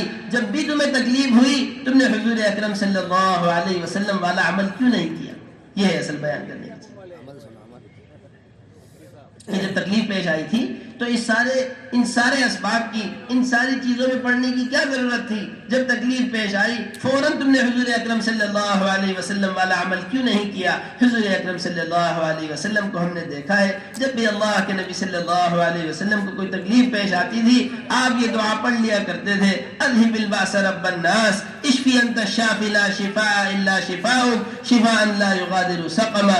جب تمہیں آنکھ میں تکلیف پیش آئی تم نے حضور اکرم صلی اللہ علیہ وسلم والی یہ دعا کیوں نہیں پڑھی؟ ایسا یقین اللہ کے نبی صلی اللہ علیہ وسلم والے اعمال سے ہونے کا میرے محترم دوست بزرگوں، ہمارے حضرت فرماتے ہیں انتہائی اہم بات، آج مسلمان کے یقین کے بگڑنے کی وجہ سے جو بھروسہ مسلمان کو اسباب پر ہے، حضور اکرم صلی اللہ علیہ وسلم کے صحابہ کا یقین کے بنے ہوئے ہونے کی وجہ سے وہ بھروسہ اعمال پر ہوا کرتا تھا۔ ہم تو کہتے ہیں فلانا سبب اختیار کر لو، فلانی دوا کر لو، فلانا انتظام کر لو. صحابی کہتے ہیں کہ فلانی دعا پڑھ لو، یا میں نے فلانی دعا پڑھی ہوئی ہے، ساری دنیا کی چیزیں مجھے نقصان نہیں پہنچا سکتی. حضرت ابو درداء رضی اللہ تعالیٰ عنہ حضور اکرم صلی اللہ علیہ وسلم کے صحابی ہیں، صحابہ میں بڑے مشہور صحابی. حضرت ابو درداء رضی اللہ تعالیٰ عنہ مسجد کے اندر بیٹھے ہوئے، لوگ خبر لے کر آ رہے ہیں ابو درداء آپ مسجد میں بیٹھے ہوئے ہیں، آپ کا مکان جل رہا. دیکھیے ایک آدمی گھر میں بیٹھا ہوا ہو، کسی جگہ پر بیٹھا ہوا ہو، کوئی اس کے گھر کے جلنے کی خبر لائے، کتنا فکر مند ہو جائے گا، کتنا پریشان ہو جائے گا. روایت کے اندر آتا ہے خبر لانے والے آئے، ابو درداء مسجد میں بیٹھے ہوئے ہو، آپ کا مکان جل رہا ہے. فرمایا نہیں میرا مکان نہیں جل سکتا. دوسرا خبر لانے والا آیا، ابو درداء آپ مسجد میں بیٹھے ہوئے ہو، آپ کا مکان جل رہا ہے. فرمایا نہیں میرا مکان نہیں جل سکتا. تیسرا خبر لانے والا آیا، ابو درداء مسجد میں بیٹھے ہوئے ہو، آپ کا مکان جل رہا ہے. فرمایا نہیں میرا مکان نہیں جل سکتا. یہ خبر لانے والے روایت کے اندر آتا ہے واپس لوٹ کر محلے میں گئے، دیکھا جو آگ سارے گھروں کو جلاتی ہوئی آ رہی تھی حضرت ابو درداء رضی اللہ تعالیٰ عنہ کے گھر پر آ کر رک گئی. حضرت ابو درداء رضی اللہ تعالیٰ عنہ کا مکان اس آگ نے نہیں جلایا. لوگ حیران ہو گئے، واپس مسجد کو لوٹ کر آئے، آ کر پوچھا کہ اس یقین کے ساتھ انکار کرنے کی کیا وجہ تھی کہ آپ اپنی جگہ بیٹھے بیٹھے یقین کے ساتھ انکار کر رہے تھے، نہیں میرا مکان نہیں جل سکتا، میرا مکان نہیں جل سکتا. فرمایا حضرت ابو درداء رضی اللہ تعالیٰ عنہ نے حضور اکرم صلی اللہ علیہ وسلم نے مجھے ایک دعا سکھلائی ہے اور یہ فرمایا ہے شام کو یہ دعا پڑھ لے، کوئی صبح تک کوئی چیز نقصان نہیں پہنچا سکتی. صبح کو اس دعا کو پڑھ لے تو شام تک کوئی چیز نقصان نہیں پہنچا سکتی. میں نے وہ دعا پڑھی ہوئی ہے، مجھے یقین ہے کہ آگ میرے گھر کو نقصان نہیں کر سکتی. یہ یقین اعمال پر تھا کہ میں نے دعا پڑھی ہوئی ہے، آگ میرے گھر کو نقصان نہیں پہنچا سکتی. آج یقین کے بگڑنے کی وجہ سے یہ بھروسہ مسلمان کو اسباب کے اوپر، دکان میں چوری نہیں ہو سکتی، فلانا انتظام میں نے کیا ہوا ہے، فلانا نقصان نہیں ہو سکتا، فلانا انتظام میں نے کیا ہوا ہے. یہ اسباب پر یقین یہ سب سے زیادہ ناکامی کی بنیاد ہے.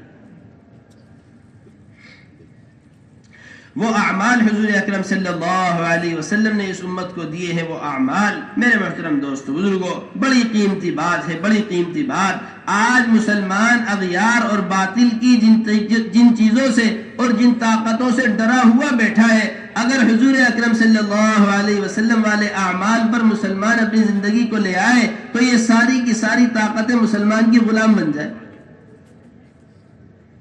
آج جس دنیا کا تعصب لے کر، جس دنیا سے ڈرا ہوا مسلمان بیٹھا ہوا ہے، اگر حضور اکرم صلی اللہ علیہ وسلم والے اعمال پر یہ مسلمان اپنی زندگی لے آئے، جتنی طاقتوں سے مسلمان متاثر ہے، جتنی طاقتوں سے ڈرا ہوا ہے، یہ سب کی سب طاقتیں مسلمان کی غلام بن جائیں.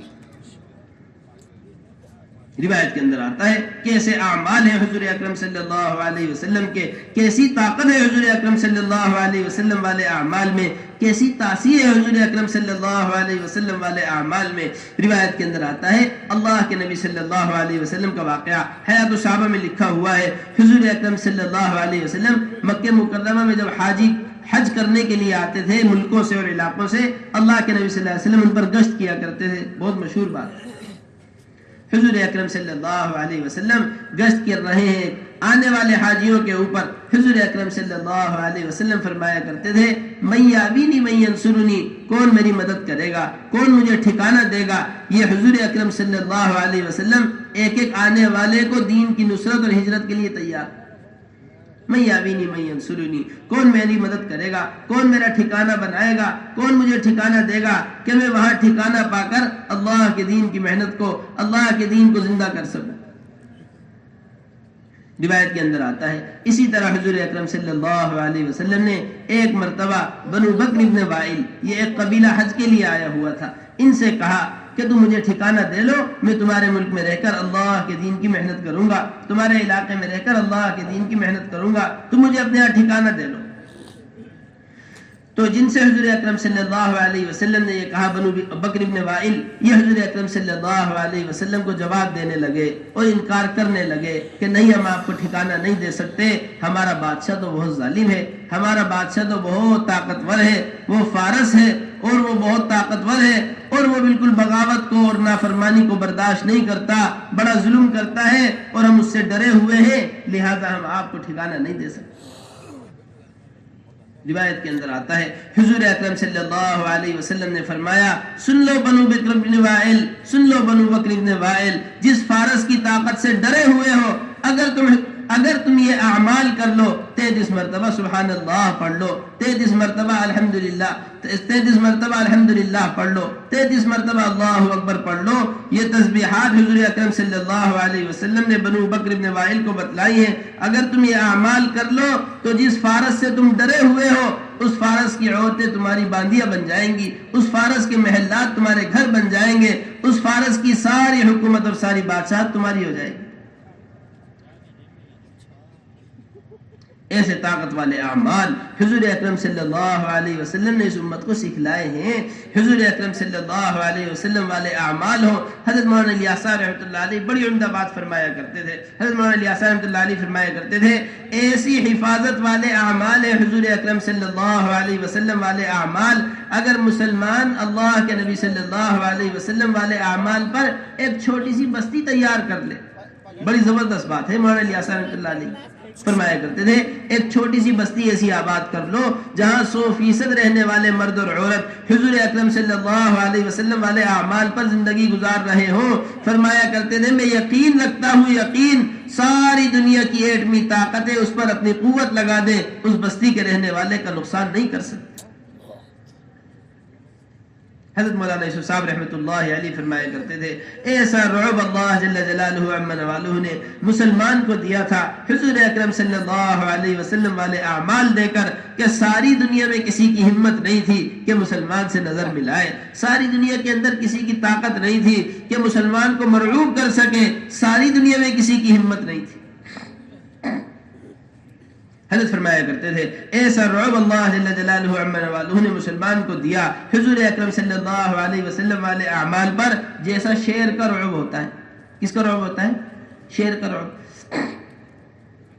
جنگل سے شیر اتر کر آ جائے، سارے گاؤں والے دروازہ بند کیے بیٹھے ہوئے، یہ جنگلی علاقوں کے جو گاؤں ہیں.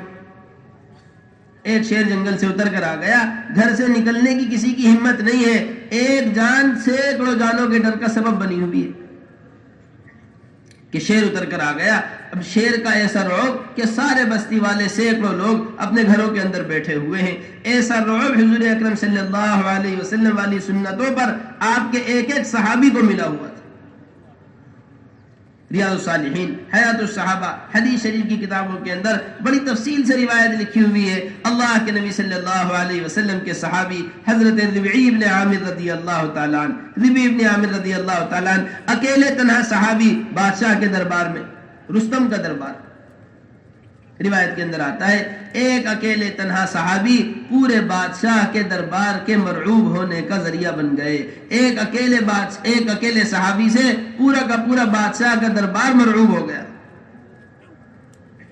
روایت کے اندر آتا ہے بادشاہ کے دربار میں تشریف لے گئے. بادشاہ کے دربار میں جا کر سب سے پہلے اس کی ساری دنیا، اس کے محل کی چمک دھمک، اس کے مال اور دولت کا کوئی اثر دل کے اندر نہیں لیا. بادشاہ سے چند باتیں کہیں اور یہ کہہ دیا جس تخت پر آپ بیٹھے ہوئے ہو یہ تخت آپ کا نہیں ہے، جس ملک میں آپ بیٹھے ہوئے ہو اس ملک کی زمین پر ہم قبضہ کر چکے ہیں. روایت کے اندر آتا ہے اتنا ڈر گیا بادشاہ ان کی بات سے، اتنا خوف زدہ ہوا، اتنا خوف کہ اس کے دل کا خوف اس کے چہرے پر نظر آنے لگا.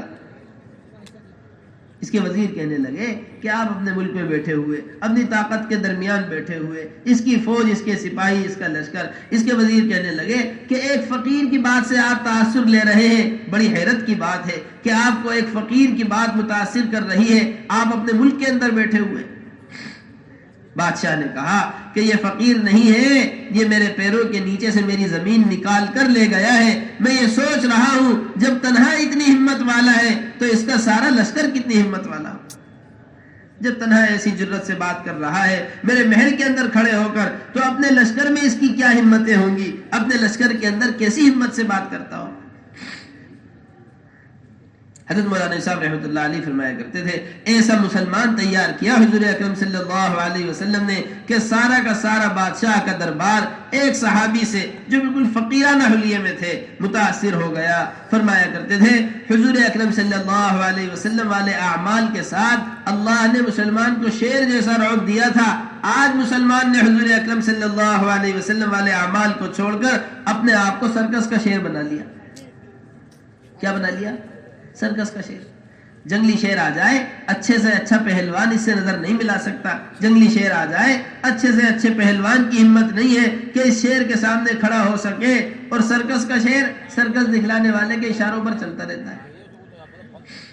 جیسا چاہتا ہے ایسا دکھاتا ہے سرکس دکھلانے والا. جس رنگ میں چاہتا ہے اس رنگ میں دکھاتا ہے. چھوٹے چھوٹے بچے بیٹھے ہوئے شیر کا تماشا دیکھ رہے ہیں اور یہ سرکس کا شیر سرکس دکھلانے والے کے اشاروں پر چل رہا. جیسا چاہتا ہے ایسی آواز نکلواتا ہے. جیسا چاہتا ہے اس رنگ اور ڈھنگ میں دیکھنا چاہتا ہے. حضرت فرمایا کرتے تھے آج ہم پر افسوس ہے سرکس کے شیر کی طرح ہم باطل کے اشاروں پر چل رہے ہیں. جیسا دشمن چاہتا ہے جیسے یہود و نصارہ چاہتے ہیں ایسے طریقے میں مسلمان کی زندگی گزروا رہے ہیں. جس فیشن میں چاہتے ہیں اس فیشن میں مسلمان کو دیکھ رہے ہیں. حضرت فرمایا کرتے تھے جیسا چاہتے ہیں یہود و نصارہ ایسا مسلمان کو کھلا رہے. جیسا چاہتے ہیں ایسا مسلمان کو پہنا رہے ہیں. جس حال اور چال میں مسلمان کو دیکھنا چاہتے ہیں اس حال اور چال میں مسلمان کی زندگی گزروا رہے ہیں. اور ساری دنیا مسلمانوں کا ایسا تماشا دیکھ رہی ہے جیسا چھوٹے چھوٹے بچے بیٹھ کر شیر کا تماشا دیکھتے ہیں. ایسے اعمال حضور اکرم صلی اللہ علیہ وسلم نے عطا فرمائے. ایسی عزت مسلمان کو ان اعمال پر ملی ساری دنیا کی کوئی طاقت ہو ان کی مجال نہیں تھی کہ مسلمانوں سے مقابلہ کر سکے. روایت کے اندر لکھا ہوا ہے مورخین نے لکھا ہے حضرت عمر رضی اللہ تعالیٰ عنہ کا زمانہ بڑی زبردست سلطنت سمجھی جاتی تھی. رومیوں کی سلطنت بڑی زبردست طاقت سمجھی جاتی تھی. رومیوں کی طاقت. حضرت عمر رضی اللہ تعالیٰ عنہ کا زمانہ تھا. روم کے لوگوں نے بھی یہ ارادہ کر لیا. روم کے لوگوں نے بھی یہ فیصلہ کر لیا کہ عمر رضی اللہ تعالی عنہ اور مدینہ منورہ والوں سے مقابلہ آسان نہیں. یہ میرے محترم دوستو بزرگوں کیا زندگی ہے مدینہ منورہ میں رہنے والوں کی. ان کے گھروں کے اندر سامان نہیں. ان کے گھروں کے باہر سواریاں نہیں ہیں. ان کے مکانات بہت پکے نہیں ہیں. ان کے پاس بہت ہتھیار نہیں ہیں. ان کے پاس بہت سامان نہیں ہے. ان کے پاس زندگی گزارنے کے بہت اسباب نہیں ہیں. ساری دنیا ان کو عزت کی نگاہ سے دیکھ رہی ہے. ان کے پاس کیا ہے؟ حضور اکرم صلی اللہ علیہ وسلم والے اعمال. ورنہ مدینہ منورہ سے صحابہ اللہ کے راستے میں نکلے کبھی ایسا موقع آیا ان کے پاس سواری بھی نہیں تھی. کبھی اللہ کے راستے میں نکلے ایسا موقع آیا کہ ان کے پاس پہننے کے لیے چپل بھی نہیں تھے. کپڑوں کی جو قطر ہوتی ہے ان کپڑوں کی قطروں کو پیر پر باندھا اور یہ اللہ کے راستے کا سفر غزوہ ذات الرقاع کہلایا. قطروں والا سفر جس میں پہننے کے لیے چپل بھی نہیں تھے. پیروں کے اوپر قطر باندھی ہوئی تھی. اس حال میں اللہ کے راستے میں نکلے. سامان اور اسباب اور دنیاوی چیزوں کے اعتبار سے اتنے کمزور مگر ساری دنیا کے اندر عزت. اس عزت کی وجہ حضور اکرم صلی اللہ علیہ وسلم والے اعمال. ہمارے حضرت فرماتے ہیں بڑی عمدہ بات کہ آج مسلمان حضور اکرم صلی اللہ علیہ وسلم کی سنتوں کو چھوڑ دیتا ہے یہ کہہ کر کہ بھئی سنت ہی تو ہے. مسلمان سنت کو چھوڑ رہا ہے یہ کہہ کر کہ سنت ہی تو ہے. حضور اکرم صلی اللہ علیہ وسلم کے صحابہ سنت پر عمل کرتے تھے سنت ہونے کی وجہ سے. آج کا مسلمان سنت کو چھوڑ رہا ہے سنت ہونے کی وجہ سے. ہلکا سمجھتا ہے کہ بھئی سنت ہی تو ہے. موقع ملا تو کر لیا, موقع نہ لگے تو مت کرو, کر لیا تو کوئی حرج نہیں, نہ کیا تو بھی کوئی حرج نہیں. ہلکا ہونے کی وجہ سے سنتوں کو چھوڑنا بڑی محرومی کی بات ہے, بڑی محرومی کی بات. شاہ عبد العزیز نے لکھا اپنی تفسیر کے اندر, تفسیر فتح العزیز بڑی زبردست اور بڑی عمدہ کتاب ہے.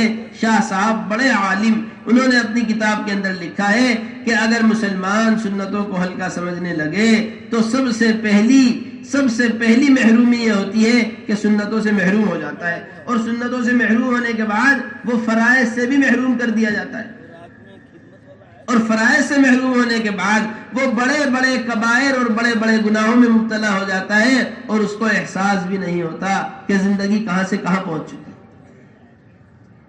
یہ فرمایا کہ جو سنتوں کو ہلکا سمجھے وہ فرائض سے بھی محروم ہو جاتا ہے, اور جو فرائض سے محروم ہو جاتا ہے وہ بڑے بڑے گناہوں میں مبتلا ہو جاتا ہے مگر اس کو اندازہ بھی نہیں ہوتا.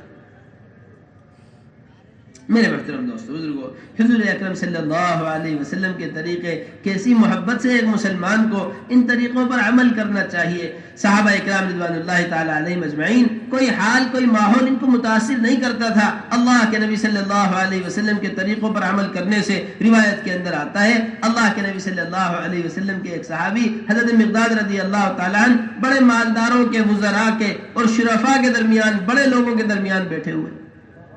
آج تو مسلمان یہ کہتا ہے سنت پر میں عمل تو کرنا چاہتا ہوں مگر لوگ دیکھیں گے تو کیا کہیں گے، میں داڑھی رکھنا تو چاہتا ہوں، فلانا دیکھے گا تو کیا کہے گا، میں سنتوں کو زندگی میں لانا تو چاہتا ہوں مگر فلانا دیکھے گا تو کیا کہے گا۔ اللہ کے نبی صلی اللہ علیہ وسلم کے صحابی ہے، یہ کہا گیا حضرت مقداد رضی اللہ تعالیٰ عنہ بڑے بڑے لوگوں کے درمیان بیٹھے ہوئے، ایک کھانے کا لقمہ گر گیا، جو کچھ کھا رہے تھے اس کو اٹھا کر کھانے لگے۔ گرے ہوئے لقمے کو اٹھا کر کھانا سنت ہے، اگر وہ ناپاک نہ ہو گیا ہو اس کو صاف کر کے کھا لے۔ گرا ہوا لقمہ اٹھا کر کھانے لگے۔ لوگوں نے کہا کہ بھئی دیکھنے والے کیا کہیں گے، آج کل یہ کہ بھئی دیکھنے والے کیا کہیں گے، یہ ماحول نہیں ہے۔ لوگ کہتے ہیں کہ سنت پر عمل کرنے کا ماحول نہیں ہے۔ ہمارے حضرت فرماتے ہیں جو ماحول کو دیکھ کر سنت پر عمل کرے اور ماحول کو دیکھ کر سنت چھوڑ دے، یہ سنت کا زندہ کرنے والا نہیں ہے بلکہ سنتوں کو مٹانے والا ہے۔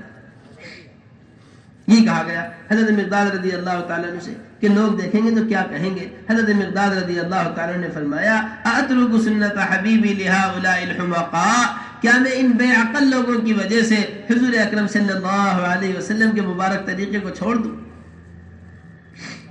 میرے محترم دوستو بزرگوں، مسلمان یہ کہتا ہے کہ میں سنت پر عمل کرنا تو چاہتا ہوں مگر آفس والے کیا کہیں گے، کمپنی والے کیا کہیں گے، سنت طریقے پر شادی تو کرنا چاہتا ہوں، سسرال والے کیا کہیں گے، سنت پر عمل تو کرنا چاہتا ہوں مگر فلانا کیا کہے گا، فلانا کیا کہے گا۔ میرے محترم دوستو بزرگوں، آج مسلمان جن رشتہ داری، جن وسیلوں کی وجہ سے حضور اکرم صلی اللہ علیہ وسلم کے مبارک طریقوں کو قربان کر رہا ہے، کل ان رشتہ داریوں کا قیامت میں کیا حال ہوگا اللہ قرآن میں بیان فرما رہے ہیں۔ یوم یفر المرء من اخیہ وامہ وابیہ وصاحبتہ وبنیہ لکل امرئ منہم یومئذ شأن یغنیہ۔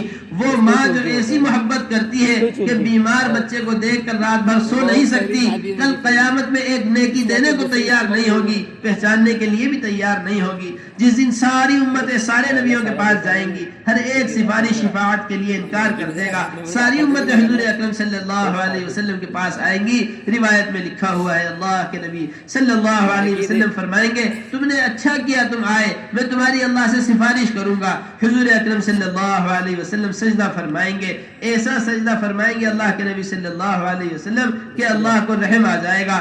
سر اٹھاؤ محمد جو مانگو گے دیا جائے گا۔ حضور اکرم صلی اللہ علیہ وسلم سجدے سے سر اٹھائیں گے، اللہ جل جلالہ عما نوالہ سے شفاعت کریں گے حضور اکرم صلی اللہ علیہ وسلم۔ روایت کے اندر آتا ہے وہ مسلمان جو اپنے گناہوں کی وجہ سے دوزخ میں ڈال دیا گیا تھا، حضور اکرم صلی اللہ علیہ وسلم کی سفارش پر وہ دوزخ سے نکال کر اللہ کے حکم سے جنت میں ڈال دیا جائے گا۔ میرے محترم دوستو بزرگوں، ہم نے یہ تو سوچا ہے کہ میں سنت پر عمل کروں گا تو لوگ کیا کہیں گے، ایک مرتبہ یہ نہیں سوچا آج اگر اس حلیے میں میری موت آ گئی، کل قیامت میں اسی انگریزی لباس میں، اسی انگریزی چہرے پر اٹھایا جاؤں گا۔ میرے نبی حضور اکرم صلی اللہ علیہ وسلم نے کل قیامت کے دن مجھے نہ پہچانا تو میرا کیا ہو؟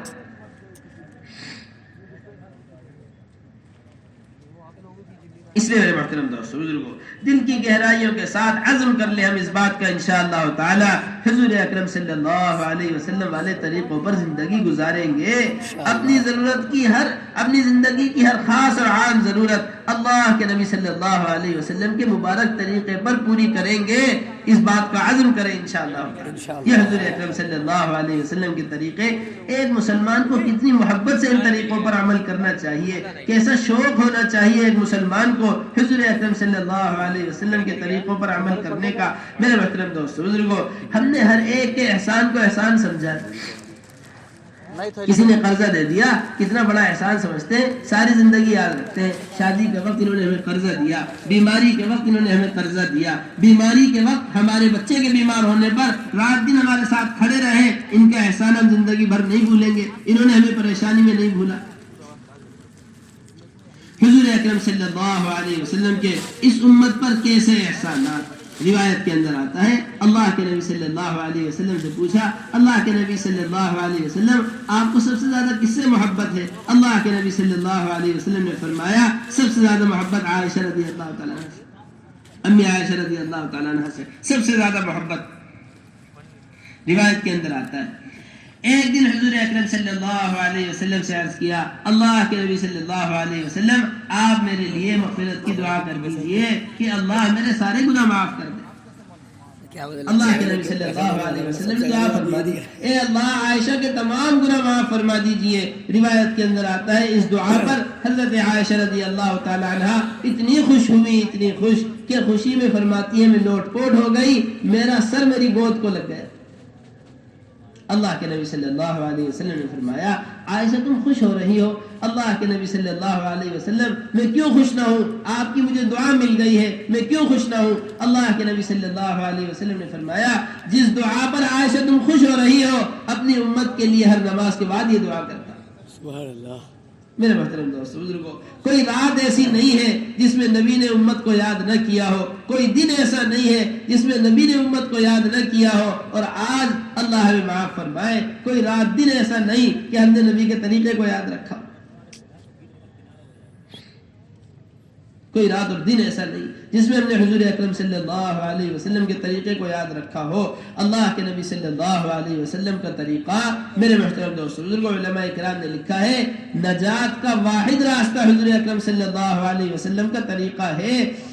امام غزالی علیہ الرحمہ بڑے عالم، انہوں نے لکھا ہے اپنی کتاب کے اندر کہ جیسا حضرت نوح علیہ السلام کے زمانے کے اندر نوح علیہ السلام کی ایک کشتی تھی جس کو انہوں نے اللہ کے حکم سے بنایا تھا، اور اس کشتی کا یہ مقام تھا جو اس کشتی کے اندر سوار ہو گیا بس وہی نجات پر تھا، باقی ساری دنیا کے اندر اللہ کے حکم سے طوفان آ چکا تھا، جو بھی اس کشتی کے باہر تھا وہ ہلاک ہو گیا تھا۔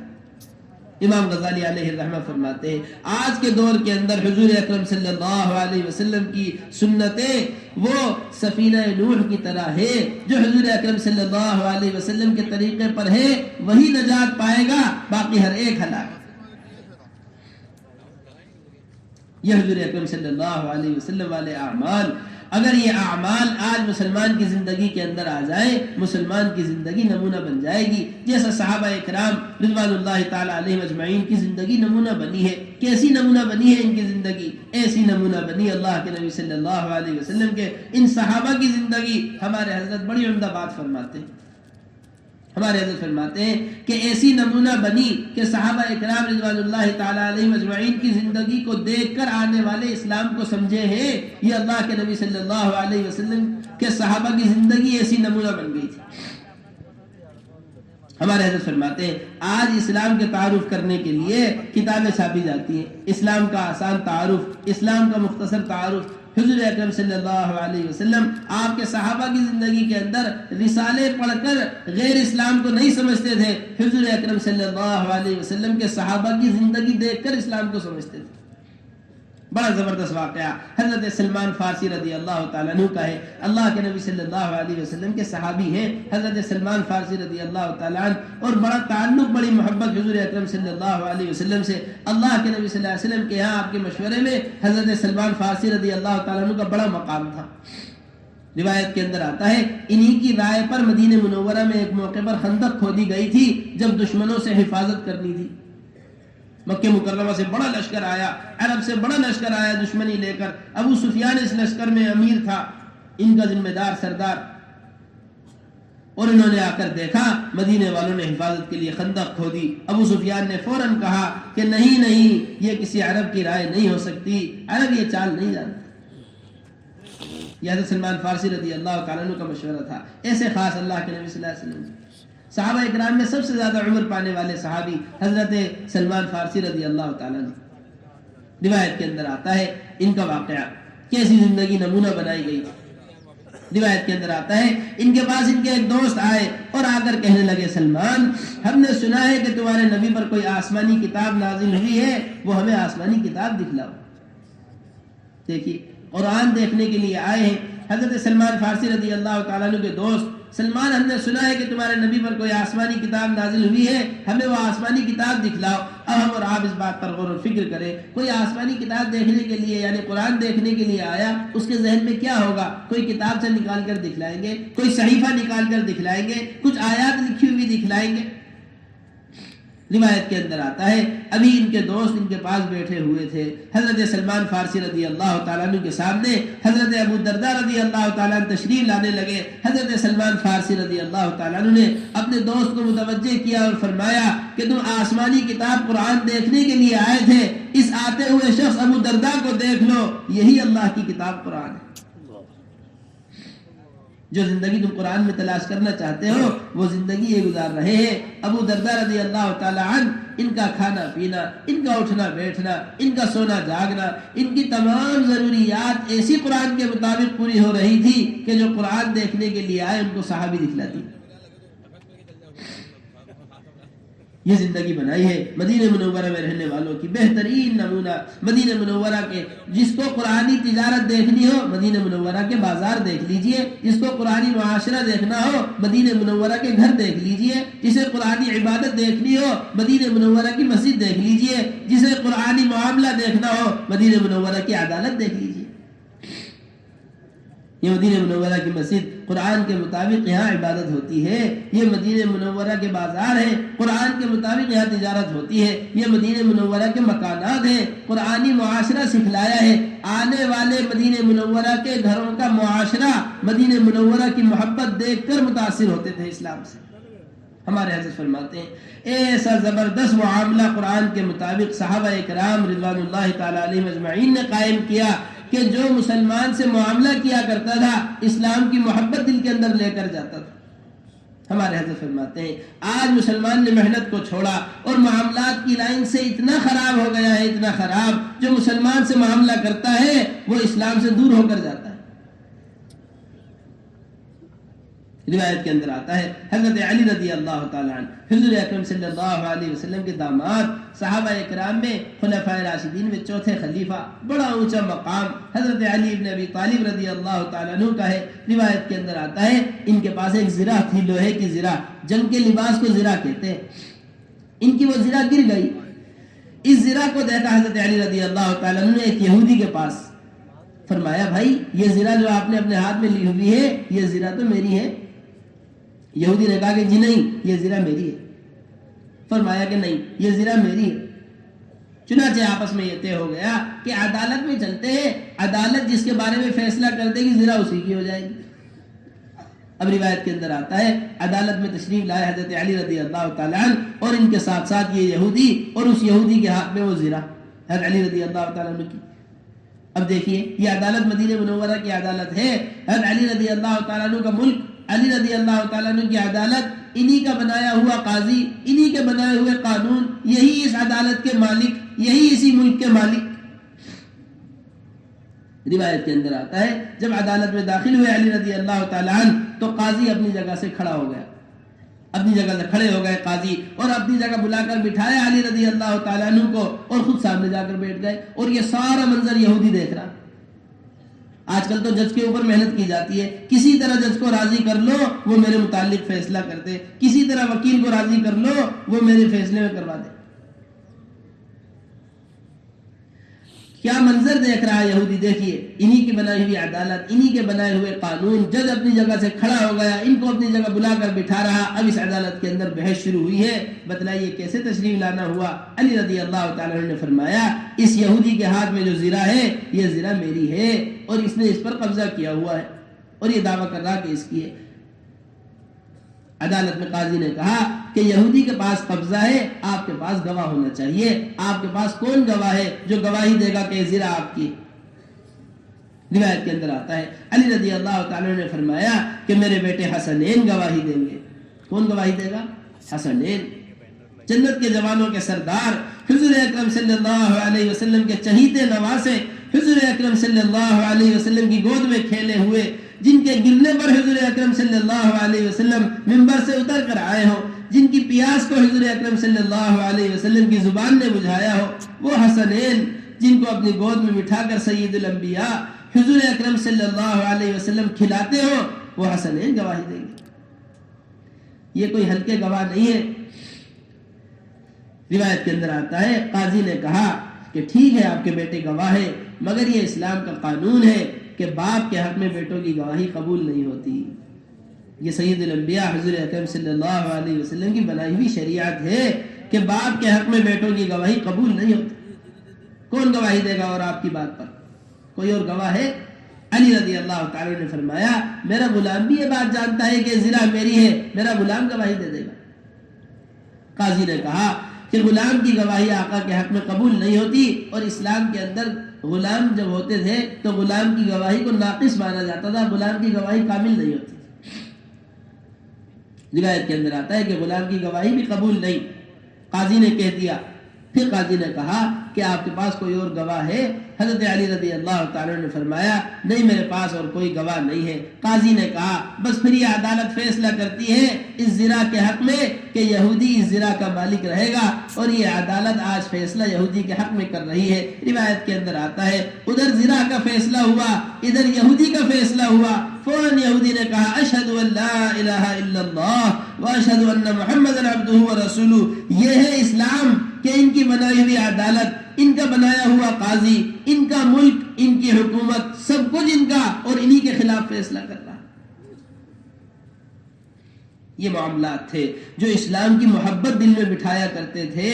آج غیر کہتے ہیں کہ میں بازار میں گھوم کر آیا ہوں، مسلمان سے زیادہ جھوٹ بولنے والا میں نے کسی کو نہیں دیکھا، میں نے معاملات بہت سے لوگوں سے کیے ہیں، مسلمان سے زیادہ بدمعاملگی کرنے والا میں نے کسی کو نہیں دیکھا، میں نے بہت سی تجارتیں کی ہیں، مسلمان سے زیادہ بات سے پھرنے والا میں نے کسی کو نہیں دیکھا۔ ایسے اخلاق حضور اکرم صلی اللہ علیہ وسلم نے، ایسا معاشرہ حضور اکرم صلی اللہ علیہ وسلم نے اس امت کو سکھلایا ہے کہ یہ سید الانبیاء حضور اکرم صلی اللہ علیہ وسلم ہے۔ حضور اکرم صلی اللہ علیہ وسلم کا مقام عرش پر اللہ نے جن کے کلمے کو لکھا ہوا ہو، مخلوق میں سب سے اونچا مقام جن کو دیا ہوا ہو، سید الانبیاء حضور اکرم صلی اللہ علیہ وسلم گھر کا معاشرہ مسلمان کو سکھلا رہے ہیں کہ ایک مسلمان کو اپنے گھر میں کتنی نرمی اور اخلاق سے رہنا چاہیے۔ روایت کے اندر آتا ہے اللہ کے نبی صلی اللہ علیہ وسلم اپنے گھر کے اندر جھاڑو دے کر صفائی بھی کیا کرتے تھے۔ اللہ کے نبی صلی اللہ علیہ وسلم ایک روایت کے اندر ہے اپنے گھر کے اندر برتن بھی اٹھا لیا کرتے تھے۔ سید الانبیاء حضور اکرم صلی اللہ علیہ وسلم اپنے گھر کے اندر اپنے نواسوں کو اپنی گود میں کھلا رہے۔ روایت کے اندر آتا ہے حضرت علی رضی اللہ تعالیٰ عنہ کے دونوں بیٹے، اللہ کے نبی صلی اللہ علیہ وسلم کے دونوں نواسے، فاطمہ رضی اللہ تعالیٰ عنہ کے بیٹے حسنین، اللہ کے نبی صلی اللہ علیہ وسلم نے حضرت حسن اور حسین کو پیٹھ پر بٹھایا ہوا اپنی، اور خود حضور اکرم صلی اللہ علیہ وسلم اپنے نواسوں کے لیے سواری بنے ہوئے، اپنے بال حسنین کے ہاتھ میں دیے ہوئے اور سواری جیسی آواز نکال رہے، اللہ کے نبی صلی اللہ علیہ وسلم اپنے نواسوں کو گود میں کھلا رہے۔ روایت کے اندر آتا ہے حضرت علی رضی اللہ تعالیٰ عنہ آئے، وہاں سے گزرنے لگے، اللہ کے نبی صلی اللہ علیہ وسلم کو دیکھا، حسنین کو گود میں بٹھایا ہوا ہے، عرض کیا کیا ہی عمدہ سواری ہے، کیا ہی عمدہ سواری ہے۔ اللہ کے نبی صلی اللہ علیہ وسلم نے فرمایا یہ بھی تو دیکھو سوار کتنے عمدہ ہے، یہ بھی تو دیکھو سوار کتنے عمدہ۔ یہ گھر کا معاشرہ سکھلایا ہے قیامت تک آنے والی انسانیت کو اور مسلمانوں کو کہ کتنی نرمی کے ساتھ گھر والوں کے ساتھ رہنا ہے، کتنی نرمی کے ساتھ بیوی کے ساتھ، کتنی نرمی سے والدین کے ساتھ، کتنی نرمی سے گھر والوں کے ساتھ رہنا۔ یہ محبت تھی مدینہ منورہ والوں کی جس سے ساری دنیا کے آنے والے متاثر۔ حیات الصحابہ کے اندر روایت لکھی ہوئی ہے مدینہ منورہ میں آنے والے کہتے تھے ہم نے بہت سے بادشاہوں کے دربار دیکھے ہیں، ہم نے بہت سے علاقے دیکھے، ہم نے بہت سے ملک دیکھے، جیسی محبت مدینہ منورہ والوں میں دیکھی ہے ایسی محبت ہم نے کہیں نہیں دیکھی۔ یہ مدینہ والوں کی محبت اور ان کے اخلاق تھے جو آنے والوں کو سب سے زیادہ متاثر کرتے تھے۔ ہمارے حضرت فرماتے ہیں بڑی عمدہ بات کہ صحابہ اکرام رضوان اللہ تعالی علیہ مجمعین کے زمانے میں، اللہ کے نبی صلی اللہ علیہ وسلم کے زمانے میں سب سے زیادہ اسلام کے تعارف کے لیے سب سے بڑا دروازہ وہ مسلمانوں کے اخلاق تھے۔ انک لعلی خلق عظیم. اللہ فرما رہے ہیں قرآن میں بہترین اخلاق پر حضور اکرم صلی اللہ علیہ وسلم کو اللہ نے پیدا کیا ہے، بہترین اخلاق سے نوازا ہے حضور اکرم صلی اللہ علیہ وسلم کو. ایسے اخلاق اللہ کے نبی صلی اللہ علیہ وسلم کے. ہمارے حضرت فرماتے ہیں اللہ کے نبی صلی اللہ علیہ وسلم کے پاس آنے والا دشمنی کا ارادہ لایا، آپ نے اس سے بھی اخلاق سے پیش آ کر دکھلایا. آپ کے پاس آنے والا نعوذ باللہ آپ کو گرفتار کرنے کا ارادہ لایا، اللہ کے نبی صلی اللہ علیہ وسلم نے اس کے ساتھ بھی اخلاق سے پیش آ کر دکھلایا. اللہ کے نبی صلی اللہ علیہ وسلم کے پاس آنے والا نعوذ باللہ ثم نعوذ باللہ آپ کو قتل کرنے کے ارادے سے آیا ہے، اللہ کے نبی صلی اللہ علیہ وسلم اس کے ساتھ بھی اخلاق سے پیش آ رہے ہیں. دشمنی لانے والوں کو اچھا کھانا کھلایا ہے، دشمنی لانے والوں کو آنے والے قیدیوں کے ساتھ ایسا اکرام صحابہ اکرام کر رہے ہیں کہ یہ ان کے ہو گئے، کہ انہوں نے اپنے گھر جانے کا ارادہ چھوڑ دیا. ایسے اخلاق مدینہ منورہ کے اندر دیکھیں. روایت کے اندر آتا ہے اللہ کے نبی صلی اللہ علیہ وسلم کے پاس آیا مکہ مکرمہ سے چل کر عمیر ابن وہب. مکے کے شیطانوں میں سے ایک شیطان کہلاتا تھا، مکے کے شیاطین میں سے ایک شیطان عمیر ابن وہب. بڑی دشمنی اللہ کے نبی صلی اللہ علیہ وسلم سے. اور ایک مرتبہ مکہ مکرمہ سے نکلا، مدینہ منورہ پہنچا، ہاتھ میں ننگی تلوار، ہاتھ کے اندر ننگی تلوار. حضرت عمر رضی اللہ تعالیٰ عنہ اس کو دیکھ کر سمجھ گئے کہ برا ارادہ لے کر آیا ہے. گریبان پکڑ لیا عمر رضی اللہ تعالیٰ عنہ نے، فرمایا عمیر کیسے آنا ہوا؟ اللہ کے نبی صلی اللہ علیہ وسلم نے حضرت عمر رضی اللہ تعالیٰ عنہ سے کہا کہ عمیر کا گریبان چھوڑ دو. قریب بلا کر بٹھایا. اللہ کے نبی صلی اللہ علیہ وسلم نے بڑے اخلاق سے پیش آئے اور فرمایا عمیر کیسے آنا ہوا ہے؟ کہ جی میں تو اپنے رشتہ داروں سے ملنے آیا ہوں، میرے رشتہ دار قید میں ہیں. فرمایا سچی بات بتلاؤ عمیر کیسے آنا ہوا؟ کہ جی میں تو رشتہ داروں سے ملنے آیا ہوں، رشتہ دار قید میں ہیں. فرمایا عمیر سچی بات بتلاؤ کیسے آنا ہوا؟ کہ جی میں تو رشتہ داروں سے ملنے آیا، رشتہ دار قید میں. فرمایا پھر یہ تلوار ہاتھ میں کیوں ہے؟ کہ جی بس تلواروں کی تو بات ہی مت کرو، انہوں نے تو سارا معاملہ بگاڑ کر رکھ دیا. روایت کے اندر آتا ہے اللہ کے نبی صلی اللہ علیہ وسلم نے فرمایا یہ بتلاؤ عمیر کہ تم کعبے میں چھپ کر اپنے دوستوں سے کیا بات کر کے آئے؟ روایت کے اندر آتا ہے یہ کعبے کے اندر اپنے دوستوں کے ساتھ چھپ کر نعوذ باللہ ثم نعوذ باللہ یہ فیصلہ کر کے آیا تھا آج مدینہ منورہ جا رہا ہوں، نعوذ باللہ ثم نعوذ باللہ محمد صلی اللہ علیہ وسلم آپ کا قصہ ختم کر کے آؤں گا. نعوذ باللہ. اللہ نے وحی کے ذریعے حضور اکرم صلی اللہ علیہ وسلم کو بتلا دیا کہ یہ ارادہ لے کر آ رہا ہے عمیر ابن وہب. حضور اکرم صلی اللہ علیہ وسلم نے یہی پوچھا بتلاؤ عمیر اپنے دوستوں سے کیا بات کر کے آئے تھے تم؟ اللہ کے نبی صلی اللہ علیہ وسلم کا یہ فرمانا روایت کے اندر آتا ہے یہ فرماتے ہی عمیر ابن وہب نے کہا اشہد ان لا الہ الا اللہ واشہد انک محمد عبدہ ورسولہ کہ آپ اللہ کے سچے نبی ہیں. اللہ نے وحی کے ذریعے آپ کو بتلا دیا، میں اور میرے دوست اس کے علاوہ کوئی اس بات کو نہیں جانتا. میرے محترم دوستو بزرگو اس واقعے سے یہ عرض کرنا مقصود ہے کہ حضور اکرم صلی اللہ علیہ وسلم کو معلوم ہے کہ آنے والا قتل کا ارادہ لے کر آ رہا ہے، پھر بھی اس کے ساتھ اخلاق سے پیش آ رہا ہے. روایت کے اندر آتا ہے یہ اخلاق صحابہ اکرام کے علی رضی اللہ تعالیٰ عنہ روایت کے اندر آتا ہے اپنے قاتل کو دیکھتے تھے اور یہ فرماتے تھے اريد حباءه ويريد قتلي اريد حباءه ويريد قتلي. اپنے قاتل کو اپنی نگاہ سے دیکھ رہے علی رضی اللہ تعالیٰ عنہ اور فرما رہے ہیں میں تو اس کو ہدیہ دینا چاہتا ہوں اور یہ مجھے قتل کرنا چاہتا ہے. ایسے اخلاق سید الانبیاء حضور اکرم صلی اللہ علیہ وسلم کے. میرے محترم دوستو بزرگوں ہمارے حضرت بڑی عمدہ بات فرماتے ہیں ایسے اخلاق بنائے گئے تھے، ایسے اخلاق کہ ساری زندگی کی دشمنی کو دوستی میں بدل دیا کرتے تھے. ایسے اخلاق حضور اکرم صلی اللہ علیہ وسلم کے. روایت کے اندر آتا ہے سب سے بڑا دشمن ابو جہل. سب سے بڑا دشمن کون ہے؟ ابو جہل. اللہ کے نبی صلی اللہ علیہ وسلم نے فرمایا ہر امت میں ایک فرعون، اس امت کا فرعون ابو جہل. روایت کے اندر آتا ہے دیکھیے سب سے بڑے دشمن کے بیٹے اکرمہ، سب سے بڑے دشمن کے بیٹے اکرمہ، سب سے بڑے اخلاق والے سید الانبیاء حضور اکرم صلی اللہ علیہ وسلم کی خدمت میں آئے تو کیا معاملہ ہوا. حیات الصحابہ میں روایت لکھی ہوئی ہے مکہ مکرمہ میں اکرمہ ابن ابی جہل اللہ کے نبی صلی اللہ علیہ وسلم کے پاس آئے. اللہ کے نبی صلی اللہ علیہ وسلم کو خبر مل گئی. اللہ کے نبی صلی اللہ علیہ وسلم نے صحابہ سے کہہ دیا دیکھو دشمن کا بیٹا آ رہا ہے، اس کے سامنے اس کے باپ کی برائی مت کرنا. کہ مردہ ہے، اس کا باپ بدر میں ابو جہل قتل کر دیا گیا تھا کہ باپ کو تو بات پہنچے گی نہیں، مردہ کو بات پہنچے گی نہیں، زندہ کو تکلیف ہو جائے گی۔ روایت کے اندر آتا ہے اکرمہ ابن ابی جہل حضور اکرم صلی اللہ علیہ وسلم کے پاس آئے، ایسا اکرام حضور اکرم صلی اللہ علیہ وسلم نے کیا ہے جس طرح دوست کو گلے سے لگایا جاتا ہے اس طرح دشمن کو گلے سے لگایا ہے حضور اکرم صلی اللہ علیہ وسلم نے۔ میرے محترم دوست بزرگوں، ان واقعات کا سننا سنانا آسان، ہم ذرا غور و فکر کریں کتنی تکلیف حضور اکرم صلی اللہ علیہ وسلم کو مکے کی گلیوں میں پہنچائی ہے، کتنی تکلیف حضور اکرم صلی اللہ علیہ وسلم کو آپ کے صحابہ کو پہنچائی ہے، ساری تکالیف یاد آ گئی ہوں گی۔ یہ اخلاق نبوی ہے، حضور اکرم صلی اللہ علیہ وسلم نے اکرمہ ابن ابی جہل کو ایسے گلے سے لگایا ہے جیسا دوست کو گلے سے لگایا جاتا ہے۔ ہمارے حضرت فرماتے ہیں یہ اخلاق تھے جو آنے والوں کے دل کی دنیا بدل دیا کرتے تھے۔ اکرمہ ابن ابی جہل حیات الصحابہ میں آتا ہے، روایت میں لکھا ہوا ہے، کہنے لگے اللہ کے نبی صلی اللہ علیہ وسلم سے، حضور اکرم صلی اللہ علیہ وسلم میں آج سے مہاجر ہوں، مجاہد ہوں، جتنے گھوڑے میں نے دین کی مخالفت میں دوڑائے ہیں اس سے زیادہ گھوڑے میں دین کی خدمت میں دوڑاؤں۔ ہمارے حضرت فرماتے ہیں ایسے اخلاق کہ ساری زندگی کی دشمنی دوستی میں بدل گئی۔ ہمارے حضرت فرماتے ہیں ہم پر افسوس ہے، ہم نے اپنے اخلاق کو اتنا خراب کر لیا ہے، اتنا خراب کہ ساری زندگی کی دوستی چھوٹی سی بات پر ہم دشمنی میں بدل دیتے۔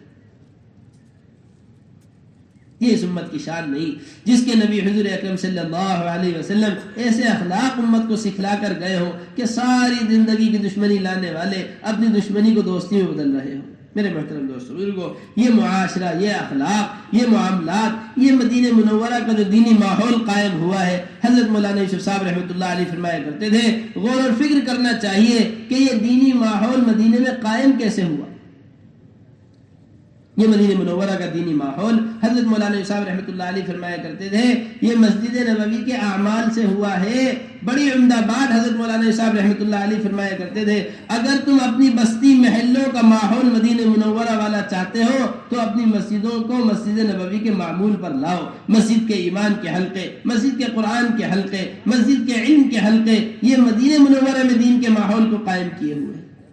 یہ مدینہ منورہ والوں کا معمول ہے کہ ان کی مسجدیں 24 گھنٹے آباد رہتی ہیں، جس طرح ہمارے ہسپتال 24 گھنٹے کھلے ہوئے ہوتے ہیں، علاج کی سہولت ہے، بازار 24 گھنٹہ کھلا ہوا ہے، سامان کی سہولت ہے۔ مدینہ منورہ والوں نے 24 گھنٹے اپنی مسجد کو آباد کیا ہوا ہے۔ ہر گھر کے اندر دین زندہ ہے، ہر گھر کے اندر۔ یہ مدینہ منورہ کا معمول، آدھا دن آدھی رات دینے والے، پورا دن پوری رات دینے والے مدینہ منورہ میں موجود، آدھا دن آدھی رات دینے والے موجود، اور 24 گھنٹہ مسجد کو دینے والے بھی حضرت ابو ذر رضی اللہ تعالیٰ عنہ، راتوں کو مسجد آباد کرنے والے حضرت عبداللہ ابن عمر رضی اللہ تعالیٰ عنہ۔ حیات الصحابہ میں روایت لکھی ہوئی، ہم اللہ کے نبی صلی اللہ علیہ وسلم کے زمانے میں بالکل جوان تھے اور مسجد میں رات دن گزارتے تھے۔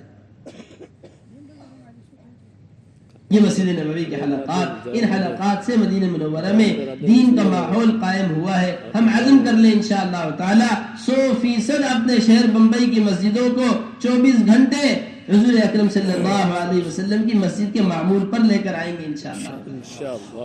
میرے محترم دوستو، ہمارے حضرت فرماتے ہیں بڑی عمدہ بات، کسی بھی مسجد کا مسجد نبوی کے معمول پر آنا یہ ہے کہ سارے عالم کے تقاضے اس مسجد سے پورے ہو رہے ہوں۔ مسجد نبوی سے علاقوں میں، ملکوں میں جماعتیں جاتی ہیں، مسجد نبوی سے حضور اکرم صلی اللہ علیہ وسلم تشکیل کر کے ملکوں کے لیے جماعتیں تیار کرتے ہیں، اور ملکوں اور علاقوں کے تقاضے اس مسجد نبوی سے پورے ہو رہے ہیں۔ ہجرت کے بعد 9 سال تک اس مسجد کے اندر چراغ نہیں تھا، اتنی سادہ مسجد ہے مسجد نبوی، جس مسجد سے سارے عالم کے اندر دین منور ہو گئے۔ یہ مسجد نبوی کا معمول ہم عزم کر لیں انشاءاللہ تعالی 100% مساجد کو مسجد نبوی کے معمول پر لائیں گے انشاءاللہ تعالی۔ اور یہ صحابہ اکرام رضوان اللہ تعالی علیہم اجمعین، ان کی نقل و حرکت، میرے محترم دوست بزرگوں، جتنا کلمہ لا الہ الا اللہ محمد الرسول اللہ ہم تک اور آپ تک پہنچا ہے، جتنی یہ دین کی دولت ہم تک آپ تک پہنچی ہے، صحابہ اکرام رضوان اللہ تعالی علیہم اجمعین کی قربانی پر پہنچی ہے۔ حضرت مولانا الیاس صاحب رحمۃ اللہ علیہ بڑی عمدہ بات فرمایا کرتے تھے، صحابہ کرام رضوان اللہ تعالی علیہم اجمعین کی زندگی کا خلاصہ، بڑی عمدہ بات فرمایا کرتے تھے، حضور اکرم صلی اللہ علیہ وسلم کے صحابہ ان کی محنت پر ان کے زمانے میں سارے عالم کے اندر دین زندہ ہو گیا۔ فرمایا کرتے تھے اس کی وجہ یہ ہے کہ انہوں نے اپنی جان اور مال کو حقیر سمجھا ہوا، اپنی جان اور مال کو کیا سمجھا ہوا تھا؟ دین کے تقاضوں پر حقیر۔ حضرت فرمایا کرتے تھے آج ہمارے زمانے کے اندر سارے علاقے سے، ساری دنیا سے دین مٹ کر ختم ہو رہا ہے، اس کی وجہ یہ ہے کہ ہم نے اپنی جان اور مال کو قیمتی سمجھا ہوا ہے۔ ہم نے اپنی جان اور مال کو کیا سمجھا ہوا ہے؟ قیمتی سمجھا ہوا۔ صحابہ اکرام رضوان اللہ تعالی علیہ اجمعین نے اپنی جان اور مال کو بے قیمت سمجھا ہوا تھا۔ ان کے اس جان اور مال کے بے قیمت سمجھنے نے سارے عالم کے اندر دین زندہ کر دیا۔ اس کا مطلب یہ ہے کہ اللہ کے دین کے تقاضے پر نکلنے کے لیے کبھی ان کی کسی گھر کی پریشانی نے ان کو اللہ کے راستے سے روکا نہیں ہے، کبھی گھر کی کسی خوشی نے اللہ کے راستے سے روکا نہیں ہے، کبھی کسی اچھے برے حال نے اللہ کے راستے سے روکا نہیں۔ بیماروں کو چھوڑ کر اللہ کے راستے میں نکلے، گھر کی شادیوں کو چھوڑ کر اللہ کے راستے میں نکلے، نئی نئی آئی ہوئی بیوی کو چھوڑ کر اللہ کے راستے میں نکلے، اپنے گھر کا غم، اپنے گھر کی خوشی ہر حال میں اللہ کے راستے میں نکل کر دکھلائے۔ روایت کے اندر آتا ہے خود سید الانبیاء حضور اکرم صلی اللہ علیہ وسلم، سید الانبیاء حضور اکرم صلی اللہ علیہ وسلم کی بیٹی حضرت رقیہ رضی اللہ تعالیٰ عنہ بیمار، روایت کے اندر آتا ہے دیکھیے اللہ کے نبی صلی اللہ علیہ وسلم کی شہزادی ہے، یہ کسی بادشاہ کی کوئی حیثیت نہیں ہے، کسی شہزادی کی کوئی حیثیت نہیں ہے، سید الانبیاء حضور اکرم صلی اللہ علیہ وسلم کی بیٹی حضرت رقیہ رضی اللہ تعالیٰ عنہ، روایت کے اندر آتا ہے بیمار تھی۔ اللہ کے نبی صلی اللہ علیہ وسلم غزوہ بدر کے موقع پر اپنی بیٹی کو بیمار چھوڑ کر اللہ کے راستے میں نکل گئے۔ روایت کے اندر آتا ہے جب بدر سے واپس تشریف لائے حضور اکرم صلی اللہ علیہ وسلم، سامنے سے لوگوں کو آتا ہوا دیکھا، فرمایا اے لوگوں کہاں سے آ رہے ہو؟ لوگوں نے کہا حضور اکرم صلی اللہ علیہ وسلم آپ اپنی جس بیمار بیٹی کو چھوڑ کر اللہ کے راستے میں گئے تھے اس کا انتقال ہو گیا ہے، ہم اس کو دفنا کر آ رہے ہیں۔ حضرت حنظلہ رضی اللہ تعالی عنہ گھر کے اندر آج ہی بیوی آئی ہے، فضائل کے اندر حضرت شیخ نے روایت لکھی ہے بڑے زبردست طریقے سے، آج ہی گھر کے اندر بیوی آئی، احد کے احوال کان میں پڑ گئے، احد کے حالات سنے، اب گھر کے اندر رہنا گوارا نہیں ہے۔ حنظلہ رضی اللہ تعالی عنہ آج ہی گھر میں بیوی آئی ہے، احد کے حالات سن لیے، اب گھر میں رہنا گوارا نہیں، جس حال میں سنا اسی حال میں گھر سے نکل گئے، اسی حال کے اندر گھر سے نکل گئے، میدان احد میں اترے، شہادت مل گئی، شہید ہو گئے۔ حضور اکرم صلی اللہ علیہ وسلم نے ان کی شہادت کے بعد فرمایا صحابہ سے تم یہاں کھڑے ہوئے ہو، جا کر دیکھو تمہارے بھائی حنظلہ کو فرشتے غسل دے چکے۔ روایت کے اندر آتا ہے صحابہ نے جا کر دیکھا حضرت حنظلہ رضی اللہ تعالیٰ عنہ کا جنازہ رکھا ہوا، وہاں کوئی پانی نہیں تھا، وہاں کوئی غسل دینے والا نظر نہیں آ رہا تھا، مگر ان کے پیروں کے اندر سے، ان کے بالوں سے پانی ٹپک رہا تھا۔ میرے محترم دوستو بزرگو، ہر حال کے اندر اللہ کے راستے میں نکل کر دکھلایا۔ ہمارے حضرت فرماتے ہیں بڑی عمدہ بات، بڑی عمدہ بات، ہم نے اللہ کے راستے کے اس خروج کو ضروری اس لیے نہیں سمجھا کہ ہم نے صحابہ اکرام کے نکلنے کے مقاصد ہی نہیں سمجھے۔ صحابہ اللہ کے راستے میں کیوں نکلے، صحابہ اللہ کے راستے میں کب نکلے، صحابہ اللہ کے راستے میں کس حال میں نکلے اور کس کس وجہ سے صحابہ اللہ کے راستے میں نکلے، ہم نے صحابہ کے اللہ کے راستے کے نکلنے کے وجوہات، ان کے مقاصد کو نہیں سمجھا۔ ہم اس لیے کہہ دیتے ہیں بھائی موقع لگا تو نکل جاؤ، موقع نہیں لگا تو مت نکلو۔ ہمارے حضرت فرماتے ہیں صحابہ اکرام کا اللہ کے راستے میں نکلنا وہ اللہ کے امر کی وجہ سے ہوتا تھا کہ اللہ کا حکم ہے، اللہ کے حکم پر اللہ کے راستے میں نکلنا۔ روایت کے اندر آتا ہے قرآن شریف کی آیت انفروا خفافا وثقالا، ہلکے ہو یا بھاری اللہ کے راستے میں نکلو، ہلکے ہو یا بھاری اللہ کے راستے میں نکلو۔ انفروا خفافا وثقالا، حیات الصحابہ واقعات لکھے ہوئے ہیں، یہ ایک قرآن شریف کی آیت کتنے صحابہ کو اللہ کے راستے میں نکال رہی، یہ ایک قرآن شریف کی آیت، دیکھیے واقعات کتنے صحابہ کو یہ آیت اللہ کے راستے میں نکال رہی ہے۔ روایت کے اندر آتا ہے حضرت مقداد بن اسود رضی اللہ تعالیٰ نے ایک صحابی ہے اور بڑے بھاری بدن تھے، جہاں چارپائی پر بیٹھتے تھے، کسی مسیری پر بیٹھتے تھے تو ان کا گوشت لٹک جاتا تھا، اتنے بھاری بدن صحابی۔ اور اس زمانے میں سفر کتنا مشکل، آج کے سفروں کی طرح آسان نہیں، گھر سے نکلے سواری پر بیٹھ گئے، آرام کی سواری، آرام کا سفر، اس زمانے کی مشقت۔ جانوروں کے اوپر سوار ہو کر جانا، موسم کی سختی اور نرمی برداشت کرنا، دشمنی الگ۔ حضرت مقداد بن اسود رضی اللہ تعالیٰ عنہ اپنی اس معذوری کے ساتھ اللہ کے راستے میں نکل رہے ہیں۔ لوگوں نے کہا آپ اللہ کے راستے میں مت نکلیے، آپ معذور ہیں، معذورین کے لیے اجازت ہے، گنجائش ہے۔ حضرت مقداد بن اسود رضی اللہ تعالیٰ عنہ نے فرمایا انفروا خفافا وثقالا، ہلکے ہو یا بھاری اللہ کے راستے میں نکلو، قرآن کی آیت مجھے رکنے نہیں دیتی، قرآن کی آیت مجھے رکنے نہیں دیتی۔ اسی طرح روایت کے اندر آتا ہے حضرت ابو طلحہ رضی اللہ تعالی عنہ قرآن شریف کی تلاوت فرما رہے ہیں اور قرآن کی تلاوت کرتے کرتے کرتے کرتے اس آیت تک پہنچے انفروا خفافا وثقالا، ہلکے ہو یا بھاری اللہ کے راستے میں نکلو۔ اس آیت کو پڑھ کر اللہ کے راستے میں نکل گئے کہ اللہ کا حکم ہے اللہ کے راستے میں نکلو، اس حکم پر ابو طلحہ اللہ کے راستے میں نکل رہے ہیں۔ روایت کے اندر آتا ہے اللہ کے نبی صلی اللہ علیہ وسلم کے میزبان، اللہ کے نبی صلی اللہ علیہ وسلم کے میزبان حضرت ابو ایوب انصاری رضی اللہ تعالی عنہ، میرے محترم دوستو بزرگوں، جب حضور اکرم صلی اللہ علیہ وسلم مکے سے ہجرت کر کے مدینہ تشریف لے آئے، سارے مدینہ منورہ والے بہت خوش۔ ہر مدینہ منورہ کے گھر والے کی خواہش یہ کہ اللہ کے نبی صلی اللہ علیہ وسلم میرے گھر پر ٹھہر جائیں، اور کیوں خواہش نہ ہو، سید الانبیاء حضور اکرم صلی اللہ علیہ وسلم کو اپنے یہاں ٹھکانہ دینا تو بڑے اعزاز کی بات۔ روایت کے اندر آتا ہے ہر ایک کی تمنا کہ اللہ کے نبی صلی اللہ علیہ وسلم ہمارے گھر ٹھہر جائے۔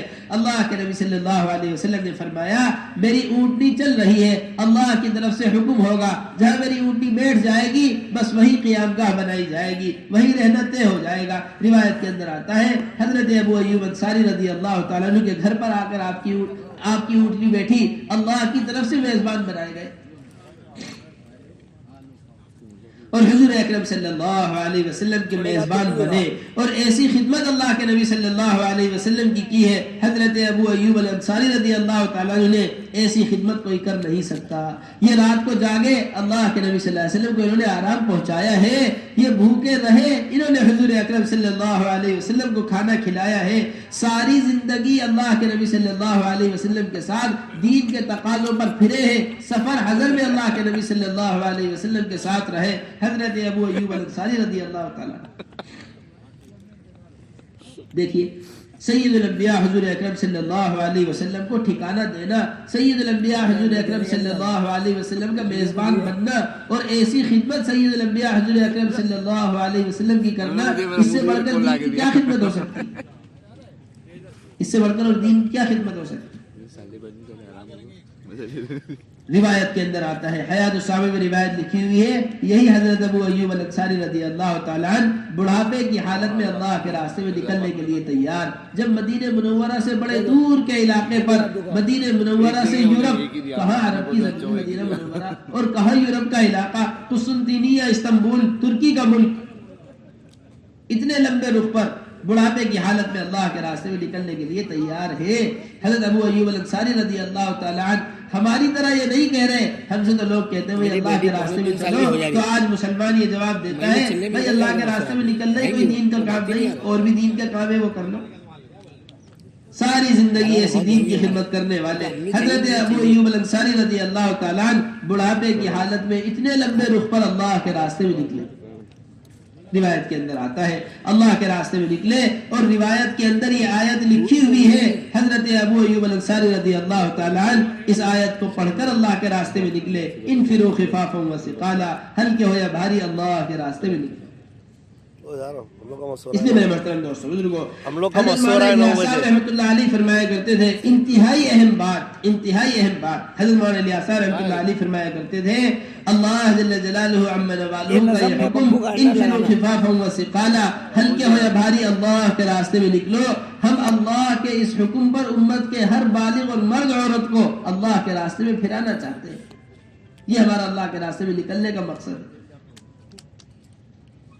بڑھاپے میں ابو ایوب انصاری رضی اللہ تعالیٰ کتنے دور کے رخ پر نکلے. عجیب واقعہ ہے. روایت میں آتا ہے یہ اللہ کے راستے میں نکلے قسطنطنیہ کے رخ پر. حضور اکرم صلی اللہ علیہ وسلم نے اس ملک کے فتح کرنے والوں کو دعا دی تھی کہ اس ملک کے فتح کرنے والے ان کو جنت کی بشارت, اس ملک کے فتح کرنے والے بہترین لشکر ہوگا اور بہترین امیر ہوگا. یہ حضور اکرم صلی اللہ علیہ وسلم کی جماعت کے لیے بشارت تھی. اسی شوق میں اللہ کے راستے میں نکلے تھے اور اللہ کے راستے میں نکل کر بڑھاپے کی حالت تھی. لوگوں نے کہا آپ کی کوئی تمنا ہو, کوئی آخری خواہش ہو, آپ ہمیں بتلا دیجئے, ہم آپ کی آخری خواہش ضرور پوری کریں گے. ابو ایوب انصاری رضی اللہ تعالیٰ عنہ نے ساری زندگی دین کے تقاضوں کو پورا کر کے آخری خواہش کا بھی کتنا اچھا اظہار کیا. یہ فرمایا کہ میں جب تک زندہ ہوں اللہ کے راستے میں چل رہا ہوں, جب میری موت آ جائے تو تم مجھے سفر میں ہی دفنا مت دینا بلکہ میرے جنازے کو بھی اللہ کے راستے میں لے کے چلنا. اور جب منزل پر پہنچ جاؤ, منزل پر پہنچ کر مجھے دفنانا. میں زندہ ہوں تب بھی اللہ کے دین کے تقاضے پر چلوں, اور اگر مر جاؤں تو میرا جنازہ اللہ کے دین کے تقاضے پر چلے. منزل پر پہنچ کر مجھے دفنانا. روایت میں آتا ہے جب منزل پر پہنچ گئے وہاں ابو ایوب انصاری رضی اللہ تعالیٰ عنہ کو دفنایا گیا. آج بھی ابو ایوب انصاری رضی اللہ تعالیٰ عنہ کی قبر شہر کے بالکل درمیان میں بنی ہوئی ہے اور قیامت تک آنے والوں کو دعوت دیتی رہے گی کہ یہ تو مدینہ منورہ میں حضور اکرم صلی اللہ علیہ وسلم کے میزبان بنے. ان کے گھر میں تو اللہ کے نبی صلی اللہ علیہ وسلم ٹھہرے, یہ مدینے سے نکل کر یورپ کیوں آ گئے؟ یہ حضور اکرم صلی اللہ علیہ وسلم کی دین کی محنت کو لے کر آئے. میرے محترم دوست بزرگوں, ان قربانیوں کے ساتھ حضور اکرم صلی اللہ علیہ وسلم کے صحابہ یہ اللہ کے راستے میں نکلنے کے مقاصد ہیں. اللہ کا حکم ان کو اللہ کے راستے پر نکال رہا ہے. روایت کے اندر آتا ہے صحابہ اکرام اللہ کے راستے میں نکلے ہیں آخرت کی اور جنت کی تیاری کرنے کے لیے کہ ہمیں تو جنت کا شوق اللہ کے راستے میں نکال رہا. دنیا کی تیاری بھی تو محنت کے ساتھ ہوتی ہے, دنیا کی تیاری کے لیے بھی تو قدم بڑھتا ہے, یہ آخرت کی تیاری کے لیے قدم بڑھا رہے ہیں. روایت کے اندر آتا ہے عمرو بن جموح رضی اللہ تعالیٰ یہ پیر سے لنگڑے تھے, پیر کے اندر تکلیف. ہمارے حضرت بڑی عمدہ بات فرماتے ہیں صحابہ اکرام رضوان اللہ تعالی علیہم اجمعین کو ایسا شوق اللہ کے راستے میں نکلنے کا تھا, ایسا شوق کہ اپنے سچے اعذار بھی چھپا لیا کرتے تھے کہ اللہ کے راستے کے لیے ہم قبول ہو جائیں. حضرت ابو سعید الخدری رضی اللہ تعالیٰ عنہ بڑے مشہور صحابی ہیں اور راوی ہیں, بہت ساری حدیثیں انہوں نے بیان کی. ہم اور آپ تعلیم میں ان کا نام خوب سنتے رہتے ہیں. حضرت ابو سعید الخدری رضی اللہ تعالیٰ عنہ روایت میں آتا ہے جب وہ چھوٹے سے تھے ایک مرتبہ اللہ کے راستے کے لیے جماعت بن رہی تھی, چھوٹے سے تھے, اپنے پنجوں پر اچھل اچھل کر کھڑے ہو رہے تھے کہ میں پنجوں پر کھڑا ہو جاؤں گا تو میں بہت چھوٹا معلوم نہیں ہوں گا, جب مجھے دیکھیں گے کہ میں تھوڑا بڑا لگ رہا ہوں تو مجھے اللہ کے راستے کے لیے قبول کر لیں گے. یہ چھوٹے چھوٹے بچوں کا شوق. روایت کے اندر آتا ہے حضرت عمرو بن جموح رضی اللہ تعالیٰ عنہ پیر سے لنگڑے اللہ کے راستے میں نکلنے کے لیے تیار کہ میں بھی جاؤں گا احد, میں بھی جاؤں گا میدان احد. ان کے بچے کہنے لگے نہیں ابا جان آپ نہیں جائیں گے, آپ کے پیر میں تکلیف ہے, ہم سب اللہ کے راستے میں جا رہے ہیں, آپ گھر پر رک جائیے. فرمایا نہیں. بچے اللہ کے راستے میں نکلے, بچے جنت کی تیاری کے لیے آگے بڑھے, باپ پیچھے رہ جائے ایسا اچھا نہیں ہے, یہ اچھا نہیں ہے. حضور اکرم صلی اللہ علیہ وسلم کے پاس آ گئے. اللہ کے نبی صلی اللہ علیہ وسلم میں اللہ کے راستے میں جانا چاہتا ہوں, میرے بچے منع کر رہے. حضور اکرم صلی اللہ علیہ وسلم نے فرمایا عمرو بن جموح تم رک جاؤ, تمہارے رکنے میں کوئی حرج نہیں کیونکہ تمہارے پیر میں تکلیف ہے. اللہ کے نبی صلی اللہ علیہ وسلم سے عرض کیا حضور اکرم صلی اللہ علیہ وسلم میں اپنے اس لنگڑے پیر سے جنت میں چلنا پھرنا چاہتا ہوں, میں تو جنت کے لیے اللہ کے راستے میں نکل رہا ہوں, اپنے اس لنگڑے پیر سے جنت میں چلنا پھرنا چاہتا ہوں. روایت کرنے والے کہتے ہیں ہم میدان احد میں حضرت عمرو بن جموح رضی اللہ تعالیٰ عنہ کو دیکھ رہے تھے, بڑے شوق کے ساتھ میدان میں داخل ہوئے اور یہ کہتے ہوئے داخل ہوئے عمرو بن جموح تو جنت کے شوق میں نکلا ہے, عمرو بن جموح تو جنت کے شوق میں نکلا ہے. روایت میں آتا ہے ایک تیر ان کو لگا, ان کے پیچھے پیچھے ان کے بیٹے جا رہے تھے, ایک تیر ان کو لگا, دونوں شہید ہو گئے. دونوں شہید, دونوں کے جنازوں کو تیار کیا, سواری پر رکھا, مدینے لانے کی کوشش کی, ان کی سواری مدینے نہیں آئی. ساری کوششیں کر لی سواری کو مدینے لانے کی, سواری مدینے آنے کو تیار نہیں. حضور اکرم صلی اللہ علیہ وسلم کے پاس جا کر سارا واقعہ سنایا. اللہ کے نبی صلی اللہ علیہ وسلم نے فرمایا گھر جا کر معلوم کرو یہ گھر سے کیا کہہ کر نکلے ہیں. لوگوں نے گھر جا کر معلوم کیا کہ عمرو بن جموح گھر سے کیا کہہ کر نکلے تھے. گھر والوں نے بتلایا گھر سے دعا مانگ کر نکلے ہیں, اللہم لا تردنی الی اہلی, اللہم لا تردنی الی اہلی, اے اللہ اب کبھی مجھے میرے گھر کی طرف مت لوٹانا. اے اللہ اب کبھی مجھے میرے گھر کی طرف مت لوٹانا۔ میرے محترم دوستو بزرگو، یہ چلے 4 مہینے کے قصے نہیں ہیں، انہوں نے اللہ سے عزم کر لیا، اللہ سے وعدہ کر لیا کہ تیرے دین کی خاطر ہم اپنی جان اور مال کا ذرہ ذرہ لوٹائیں گے، اور اس وعدے کو ایسا پورا کیا ہے، ایسا پورا کیا کہ اللہ نے ان کے وعدے کے پورے کرنے کی تعریف قرآن میں کی ہے۔ رجال صدقوا ما عاهدوا الله عليه فمنهم من قضى نحبه ومنهم من ينتظر فمنهم من قضى نحبه ومنهم من ينتظر۔ اللہ فرما رہے ہیں انہوں نے جو وعدہ اللہ سے جان اور مال کے لگانے کا کیا تھا، یہ اپنے وعدے میں سچے نکلے، یہ اپنے وعدے میں سچے نکلے۔ ان میں بعض وہ ہے جو اپنی جان اللہ کے دین پر لگا چکے، اور بعض وہ ہے جو اپنی جان کو لیے لیے پھر رہے ہیں کہ کب موقع لگے ہم اللہ کے دین پہ اپنی جان لگائیں، کب موقع ملے کہ ہم اللہ کے دین پر اپنی جان کو لٹائیں۔ میرے محترم دوستو بزرگو، مسلمان تو تمنا کرتا ہے فلانی جگہ مال لگ جاتا، کاش فلانی تجارت ہو جاتی، کاش فلانی دکان ہو جاتی، کاش فلانا مکان ہو جاتا۔ یہ تمنا مسلمان کے کرنے کی تمنا نہیں ہے۔ صحابی نے سکھلایا ہے کہ مسلمان کو کیا تمنا کرنی چاہیے۔ روایت کے اندر آتا ہے حضرت انس ابن النضر رضی اللہ تعالیٰ نے، ایک صحابی حضرت انس ابن النضر رضی اللہ تعالیٰ عنہ، حضرت شیخ زکریا رحمۃ اللہ علیہ نے اس کو نقل کیا ہے، اس روایت کو۔ انس ابن النضر رضی اللہ تعالیٰ عنہ غزوہ بدر میں شریک نہیں ہو سکے، غزوہ بدر میں شریک نہیں ہو سکے۔ ساری زندگی ان کو ملال رہتا تھا، ساری زندگی ملال کہ انس اتنا عظیم الشان غزوہ ہوا تو اس میں شریک نہ ہو سکا، انس اتنا عظیم الشان غزوہ ہوا تو اس میں شریک نہ ہو سکا۔ یہ بات ان کو ستاتی تھی، ان کو پریشان رکھتی تھی کہ اتنے عظیم الشان غزوے کے اندر میں شریک نہ ہو سکا۔ جب احد کا دن آیا تو بڑے خوشی خوشی احد میں گئے اور بہت خوش ہو گئے کہ مل گیا وہ موقع جس کے لیے انس پریشان تھا۔ غزوہ احد میں شریک ہوئے، اور غزوہ احد میں داخل ہونے کے بعد یہ کہنے لگے، میدان احد کے اندر آنے کے بعد یہ کہنے لگے کہ احد پہاڑ سے مجھے جنت کی خوشبو آ رہی ہے، احد پہاڑ سے مجھے جنت کی خوشبو آ رہی ہے، اور یہ کہا شہید ہو گئے۔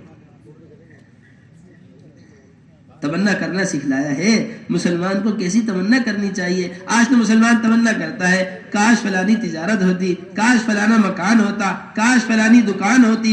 اللہ جل جلالہ عم نوالہ کی تلوار، اللہ کی تلوار سیف اللہ، حضرت خالد بن الولید رضی اللہ تعالیٰ عنہ، حیات الصحابہ میں واقعہ لکھا ہوا ہے۔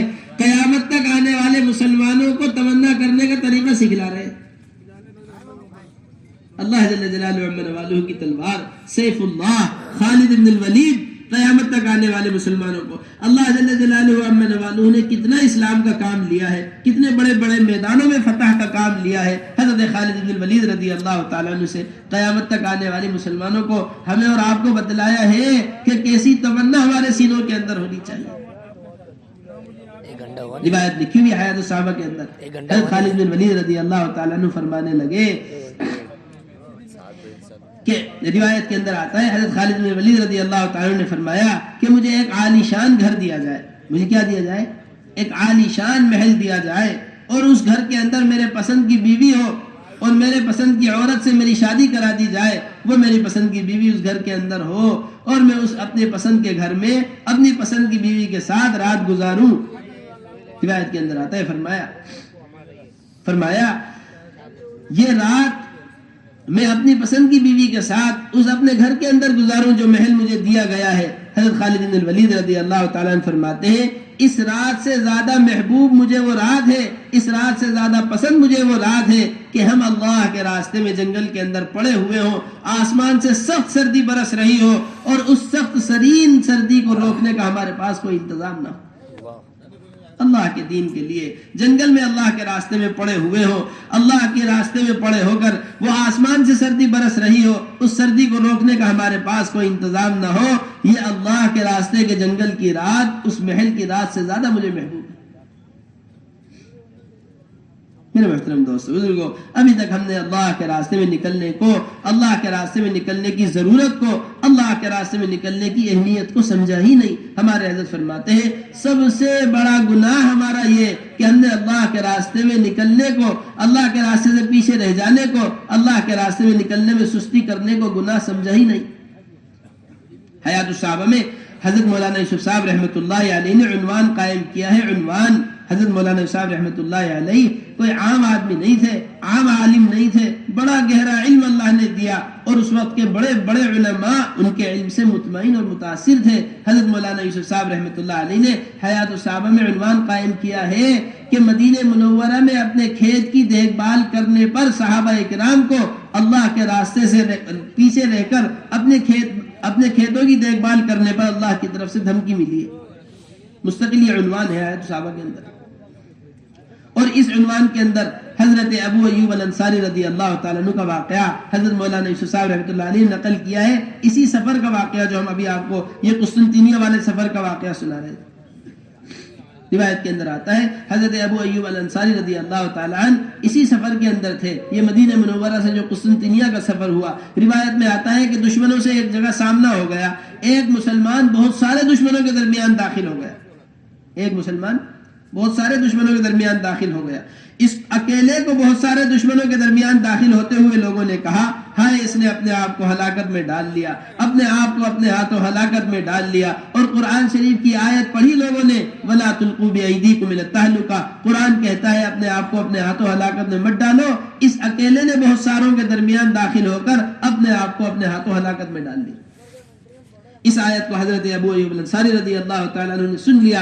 روایت کے اندر آتا ہے سارے مسلمانوں کو جمع کر لیا، قریب ہو جاؤ قریب ہو جاؤ، سارے مسلمانوں کو جمع کیا قریب، اور یہ فرمایا کہ یہ جو آیت پڑھی گئی ہے اس موقع پر، یہ اس موقع کی آیت نہیں ہے، یہ آیت اس موقع کی نہیں ہے، یہ آیت تو ہمارے بارے میں نازل ہوئی جب ہم نے مدینہ منورہ کے اندر حضور اکرم صلی اللہ علیہ وسلم سے چھپ کر یہ مشورہ کر لیا کہ ہمارے مدینے کے باغات بالکل بنجر ہو رہے ہیں، ہماری زمینیں مدینے کی بالکل خراب ہو رہی ہیں، اب ہم کچھ دن مدینہ منورہ میں رہ کر اپنی زمینوں کی دیکھ بھال کر لے۔ ہمارے حضرت فرماتے ہیں مدینہ منورہ میں مقامی اعمال کرتے ہوئے اپنے زمینوں کی دیکھ بھال کا ارادہ۔ حضرت ابو ایوب الانصاری رضی اللہ تعالیٰ عنہ فرماتے ہیں ایک طرف ہم اللہ کے نبی صلی اللہ علیہ وسلم سے چھپ کر یہ مشورہ کر رہے تھے، اور دوسری طرف اللہ کے نبی صلی اللہ علیہ وسلم پر یہ قرآن شریف کی آیت نازل ہو رہی تھی، وَلَا تُلْقُوا بِأَيْدِيكُمْ إِلَى التَّهْلُكَةِ وَأَنفِقُوا فِي سَبِيلِ اللَّهِ، اللہ کے راستے میں خرچ کرو، اللہ کے راستے میں نکلو، اللہ کے راستے کے خرچ، اللہ کے راستے سے پیچھے رہ کر اپنے آپ کو ہلاکت میں مت ڈالو۔ حضرت مولانا الیاس صاحب رحمۃ اللہ علیہ فرمایا کرتے تھے اللہ کے دین کو چھوڑ کر بیٹھ جانا، اللہ کے راستے میں نکلنے سے انکار کر دینا یقیناً اللہ کی ناراضگی کا سبب ہے، یقیناً اللہ کی ناراضگی کا سبب۔ میرے محترم دوستو بزرگوں، اللہ نے قرآن میں سارے رشتے گنوا دیے ہیں، سارے رشتے، اور ہمارے سارے محبوب مشاغل اللہ نے گنوا دیے۔ قل ان كان آباؤكم وابناؤكم واخوانكم وازواجكم وعشيرتكم واموال اقترفتموها وتجارة تخشون كسادها ومساكن ترضونها احب اليكم من الله ورسوله وجهاد في سبيله فتربصوا حتى ياتي الله بامره، سارے رشتے اللہ نے گنوا دیے، تمہارے بھائی، تمہاری بہن، تمہاری آل اولاد، تمہارے والدین، تمہارے رشتہ دار، تمہارے یار دوست، یا وہ مکانات جن میں رہنا تم پسند کرتے ہو، یا وہ تجارتیں جن کا نقصان تم برداشت کرنا نہیں چاہتے، اگر تمہیں اللہ کے نبی صلی اللہ علیہ وسلم اور اللہ کے راستے میں جہاد کرنے سے زیادہ محبوب ہے تو تم اللہ کی طرف سے پکڑ کا انتظار کرو، اللہ ہمیں معاف فرمائے۔ اس لیے حضرت مولانا یوسف صاحب رحمۃ اللہ علیہ فرمایا کرتے تھے، میرے محترم دوستو بزرگوں، بڑی عمدہ اور گہری بات حضرت مولانا یوسف صاحب رحمۃ اللہ علیہ فرمایا کرتے تھے کہ ہم نے سارے گناہوں کو گناہ سمجھا، چوری کرنے کو گناہ سمجھا، شراب پینے کو گناہ سمجھا، زنا کرنے کو گناہ سمجھا، جھوٹ بولنے کو گناہ سمجھا، بے شک یہ سب کے سب بڑے بڑے گناہ ہیں، اس میں کوئی شک نہیں ہے، یہ سب کے سب بڑے بڑے گناہ۔ حضرت فرمایا کرتے تھے مگر امت میں جس محنت کے چھوٹنے کی وجہ سے یہ بڑے بڑے گناہ عام ہو رہے تھے، اس محنت کے چھوڑنے کو ہم نے گناہ نہیں سمجھا۔ جس محنت کے چھوٹ جانے کی وجہ سے امت کے بڑے بڑے طبقے ان گناہوں میں مبتلا ہو رہے تھے، امت کے بڑے بڑے طبقے ہاتھ سے نکل رہے تھے، اس محنت کے چھوڑنے کو ہم نے گناہ نہیں سمجھا۔ حضرت مولانا الیاس صاحب رحمۃ اللہ علیہ فرمایا کرتے تھے کہ کوئی بھی برا حال ہو اچھا حال ہو ہر حال میں اللہ کے راستے میں نکلو. حضور اکرم صلی اللہ علیہ وسلم کا حکم ہے اذا استنفرتم فانفروا، جب بھی نکالا جائے تب اللہ کے راستے میں نکلو. اذا استنفرتم فانفروا، جب نکالا جائے تب اللہ کے راستے میں نکلو. حضرت فرمایا کرتے تھے مولانا الیاس صاحب رحمۃ اللہ علیہ کسی برے حال کی وجہ سے اگر اللہ کے راستے سے رک گئے تو یہ سمجھ لو کہ اس سے زیادہ برے حال کو دعوت دے رہے ہیں، اس سے زیادہ برے حال کو دعوت دے رہے ہیں. حضرت مولانا یوسف صاحب رحمۃ اللہ علیہ فرمایا کرتے تھے بڑی اچھی بات فرمایا کرتے تھے کہ جب بھی اللہ کے راستے میں نکالا جائے اپنی ضروریات کو قربان کر کے اللہ کے راستے میں نکل جاؤ. فرمایا کرتے تھے جب نکالا جائے تب نکل جاؤ. فرمایا کرتے تھے مولانا صاحب رحمۃ اللہ علیہ اپنی جس پریشانی کو چھوڑ کر اللہ کے راستے میں نکل جاؤ گے، حضرت فرمایا کرتے تھے اللہ جل جلالہ عما نوالہ نسلوں تک اس پریشانی کو حل فرمائے. مدینے والے، مدینہ منورہ کے رہنے والے خوف کی حالت میں مدینہ چھوڑ کر نکلے ہیں. اللہ نے ان کے شہر کو امن کا شہر بنایا ہے. مدینہ منورہ والے بیماروں کو چھوڑ کر اللہ کے راستے میں نکلے ہیں. اللہ نے ان کے شہر کی مٹی کو شفا بنایا ہے. مدینہ منورہ کے رہنے والے اپنے کھجوروں سے لدے ہوئے باغات کو چھوڑ کر تبوک کے موقع پر اللہ کے راستے میں نکلے. اللہ جل جلالہ عما نوالہ نے ان کے مدینے کو کھجوروں کی منڈی بنا دیا. کیسا خوف مدینہ منورہ پر، کیسا خوف. روایت کے اندر آتا ہے اللہ کے نبی صلی اللہ علیہ وسلم دنیا سے پردہ فرما گئے. چاروں طرف سے دشمن مدینے پر حملہ کرنے کو تیار. حضور اکرم صلی اللہ علیہ وسلم نے ایک جماعت بنائی، اسامہ رضی اللہ تعالیٰ عنہ کی جماعت، جو مدینہ منورہ سے تھوڑے سے فاصلے پر رکی ہوئی تھی. حضرت ابو بکر صدیق رضی اللہ تعالیٰ عنہ سارے صحابہ کو لے کر بیٹھ گئے. فرماؤ بتلاؤ عمر کیا رائے ہے، اسامہ کی جماعت کو روانہ کر دے. حضرت اسامہ واقعہ لکھا ہوا ہے. حضرت عمر رضی اللہ تعالیٰ عنہ نے کہا کہ جی ابھی جماعت کے روانہ کرنے کا موقع نہیں ہے، 1 سال کی مہلت دے دیجئے، 1 سال کی مہلت دے دیجئے، 1 سال بعد جماعت روانہ کریں.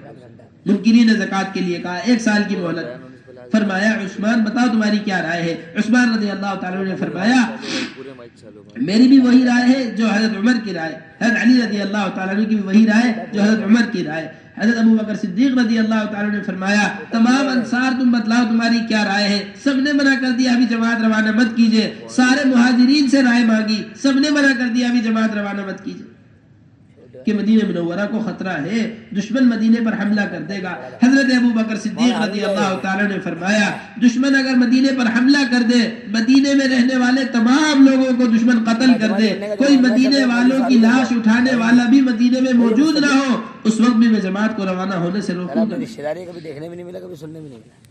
اور فرمایا اینقص الدین وانا حی، اینقص الدین وانا حی، دین مٹ رہا اور ابو بکر زندہ رہ جائے، ایسا ممکن نہیں ہے کہ ابو بکر کے زندہ رہتے ہوئے دین مٹ رہا ہو. جماعت کو روانہ فرمایا.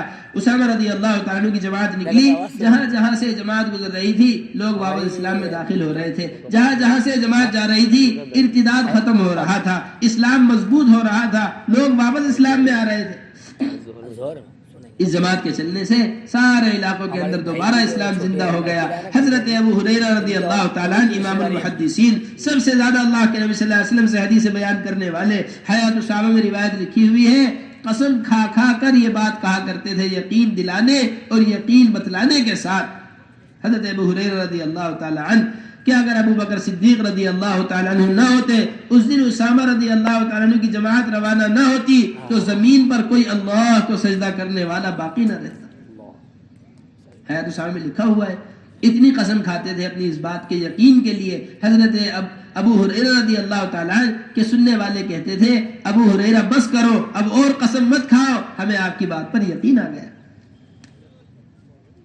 یہ کام حضرت ابو بکر صدیق رضی اللہ تعالیٰ عنہ نے کیا کہ اس وقت مدینہ منورہ میں کسی کی رائے نہیں تھی جماعت روانہ ہو، صرف ابو بکر صدیق رضی اللہ تعالیٰ عنہ کی رائے پر یہ جماعت روانہ ہوئی. اتنا بڑا نفع اس جماعت کے نکلنے سے اسلام کو ہوا. روایت کے اندر آتا ہے ایک راوی کہتے ہیں میں مدینہ منورہ آیا، مدینہ منورہ آ کر میں نے دیکھا کہ ایک صاحب کھڑے ہوئے ہیں، دوسرے صاحب کے ماتھے پر بوسہ دے رہے، ان کو گلے سے لگا رہے جیسا بڑا شکر ادا کر رہے ہو، کوئی بڑا کارنامہ انہوں نے انجام دیا ہو بطور شکر. میں نے لوگوں سے پوچھا یہ کون ہے جو ان کے ماتھے پر بوسہ دے رہے ہیں، یہ کون ہے جو ان کو گلے سے لگا رہے ہیں؟ لوگوں نے مجھے بتلایا، حیات الصحابہ میں روایت لکھی ہوئی ہے، لوگوں نے مجھے بتلایا کہ یہ عمر رضی اللہ تعالیٰ عنہ ہے جو حضرت ابو بکر صدیق رضی اللہ تعالیٰ عنہ کے ماتھے پر بوسہ دے رہے ہیں، ابو بکر صدیق رضی اللہ تعالیٰ عنہ کو گلے سے لگا رہے ہیں کہ انہوں نے اسامہ رضی اللہ تعالیٰ عنہ کی جماعت کو روانہ فرمایا۔ میرے محترم دوستو بزرگوں، حضرت ابوبکر صدیق رضی اللہ تعالیٰ نے فرما دیا تھا کہ زکوٰۃ میں ادنا کمی کرنے والے، یعنی جو لوگ رسی کے ساتھ جانور دیتے ہیں، اگر بغیر رسی کے بھی زکوٰۃ میں جانور دے رہے ہیں، یعنی رسی برابر کمی بھی دین کے اندر کر رہے ہیں، میں اس رسی برابر کمی کو بھی برداشت نہیں کروں گا، اس کے لیے بھی جماعت روانہ کروں گا۔ حضرت مولانا یوسف صاحب رحمۃ اللہ علیہ کے بیان میں اسی طرح لکھا ہوا ہے، حضرت فرمایا کرتے تھے ابو بکر صدیق رضی اللہ تعالیٰ عنہ کو رسی برابر دین کی کمی برداشت نہیں تھی، سارے مدینہ منورہ کو بالغ مردوں سے خالی کر دیا۔ حضرت فرمایا کرتے تھے آج ملکوں اور علاقوں کے اندر رسی برابر دین باقی نہیں رہا، ہم اپنے گھر چھوڑنے کو تیار نہیں۔ رسی برابر دین میں ملکوں میں دین باقی نہیں رہا، ہم اپنے گھروں کو چھوڑنے کے لیے تیار نہیں۔ میرے محترم دوستو بزرگوں، حضرت مولانا الیاس صاحب رحمۃ اللہ علیہ فرمایا کرتے تھے کہ اگر ہر سال اللہ کے راستے میں 4 مہینے لگانے کو اپنا جزو زندگی نہ بنایا، اگر اللہ کے راستے میں ہر سال 4 مہینے لگانے کو اپنی زندگی کا معمول نہ بنایا، معمول، تو ایمان کا مزہ نہیں چکھ سکتے، ایمان کی حلاوت نہیں چکھ سکتے۔ میرے محترم دوستو بزرگوں، دکان کو دکاندار معمول نہ بنائے، دکان نفع نہیں دے گی، کھیت پر محنت کو معمول نہ بنائے تو کھیت نفع نہیں دے گا، کاروبار کو وقت نہ دے تو کاروبار نفع نہیں دے گا، کلمہ لا الہ الا اللہ محمد الرسول اللہ کو ایک مسلمان وقت نہ دے، اس پر محنت نہ کرے، کلمہ اپنا نفع کیسے دے سکتا ہے؟ فرمایا کرتے تھے حضرت مولانا الیاس صاحب رحمۃ اللہ علیہ میرا دل نہیں چاہتا کوئی کلمہ لا الہ الا اللہ محمد الرسول اللہ والا شخص دنیا سے بغیر 4 ماہ لگائے ہوئے چلا جائے، میرا دل نہیں چاہتا کہ کوئی ایک مسلمان بھی بغیر 4 ماہ لگائے ہوئے دنیا سے چلا جائے۔ فرمایا کرتے تھے کیا شکل دکھلائیں گے حضور اکرم صلی اللہ علیہ وسلم کو جنہوں نے اپنی 23 سالہ مبارک زندگی میں ہمیں اور آپ کو دوزخ کی آگ سے بچانے کی خاطر اپنے 9 گھروں کے اندر رات دن فاقے برداشت کیے ہوں، آج وہ امت نبی اکرم صلی اللہ علیہ وسلم کی اس محنت کی خاطر اپنی خواہشات بھی قربان کرنے کو تیار نہیں۔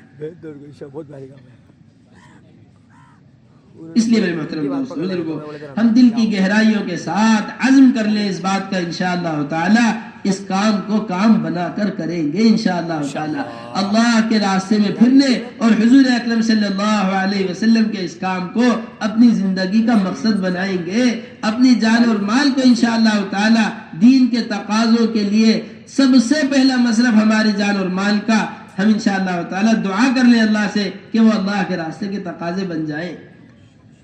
میرے محترم دوستو بزرگوں، ہمارے اس اجتماع کا مقصد، ہمارے اس جمع ہونے کا مقصد وہ اللہ کے راستے کا نکلنا ہے۔ ہمارے حضرت فرماتے ہیں صحابہ اکرام کا جمع ہونا بکھرنے کے لیے ہوتا تھا، الصلاۃ الجامعہ، یہ اعلان مدینہ منورہ میں مسجد نبوی میں سب کو جمع کیا کرتا تھا اور یہ اعلان سب کو اللہ کے راستے میں بکھیرنے کے لیے ہوا کرتا تھا۔ ہمارے حضرت فرماتے ہیں وہ اجتماع ہمارا اجتماع نہیں ہے جس سے سارے عالم کے اندر بکھرنا نہ ہو، وہ اجتماع ہمارا اجتماع نہیں جس کے بعد اللہ کے دین کے تقاضوں کو لے کر بکھرنا نہ ہو۔ کوئی صحابی اگر ایسے وہاں مسجد نبوی کے اندر جن کے پاس جانے کے لیے انتظام نہیں، جن کے پاس جانے کے لیے سامان نہیں، یا جن کو نکلنے کی اجازت نہیں، یا جن کو روک دیا گیا، یا جن کے پاس انتظام نہیں تھا، وہ کیسا ٹوٹا ہوا دل لے کر اپنے گھر کو جاتے تھے کہ ان کے دل کا غم اور ان کے غم کی سچائی اس قدر تھی کہ اللہ جل جلالہ عمن والو نے اس کو قرآن میں بیان کیا ہے۔ جو اللہ کے راستے میں نکل گئے وہ نکل گئے، اور جنہیں روک دیا گیا یا جن کے پاس انتظام نہیں تھا ان کا دل ایسا ٹوٹا ہوا ہوتا تھا، ایسا ٹوٹا ہوا ہوتا تھا کہ اللہ نے قرآن میں بیان کیا ہے تولوا واعینہم تفیض من الدمع حزنا الا یجدوا ما ينفقون، کہ ان کی آنکھوں سے آنسو بہہ رہے ہوتے ہیں کہ ان کے پاس اللہ کے راستے میں نکلنے کا انتظام نہیں تھا، اس لیے یہ گھروں کو واپس آ گئے۔ یہ صحابہ کی صفت اللہ قرآن میں بیان فرما رہا ہے۔ اس لیے میرے محترم دوستو بزرگوں، اول تو ہماری نیت یہ ہو کہ 100% مجمع انشاءاللہ تعالی اب یہاں اس اجتماع سے 100% اللہ کے راستے میں نکلیں گے انشاءاللہ تعالی۔ میرے محترم دوستو بزرگوں، بڑی اہم بات، یہ ہمارا اجتماع، یہ ہمارا جمع ہونا، یہ صرف بیانات سننے کے لیے نہیں ہے، ہمارے اجتماعات صرف تفہیم کے لیے نہیں ہیں، ہمارے اجتماعات تشکیل کے لیے ہیں۔ ہمارا اجتماع 100% کامیاب اس وقت بنے گا جب 100% یہاں سے اللہ کے راستے کا خروج ہوگا۔ ہم عزم کر لیں انشاءاللہ تعالیٰ اس بات کا کہ انشاءاللہ تعالیٰ 100% مجمع کو لے کر اللہ کے راستے میں نکلیں گے انشاءاللہ۔ اب کھڑے ہو کر عزم فرمائیں، ہمت فرمائیں۔ علماء کرام دوسرے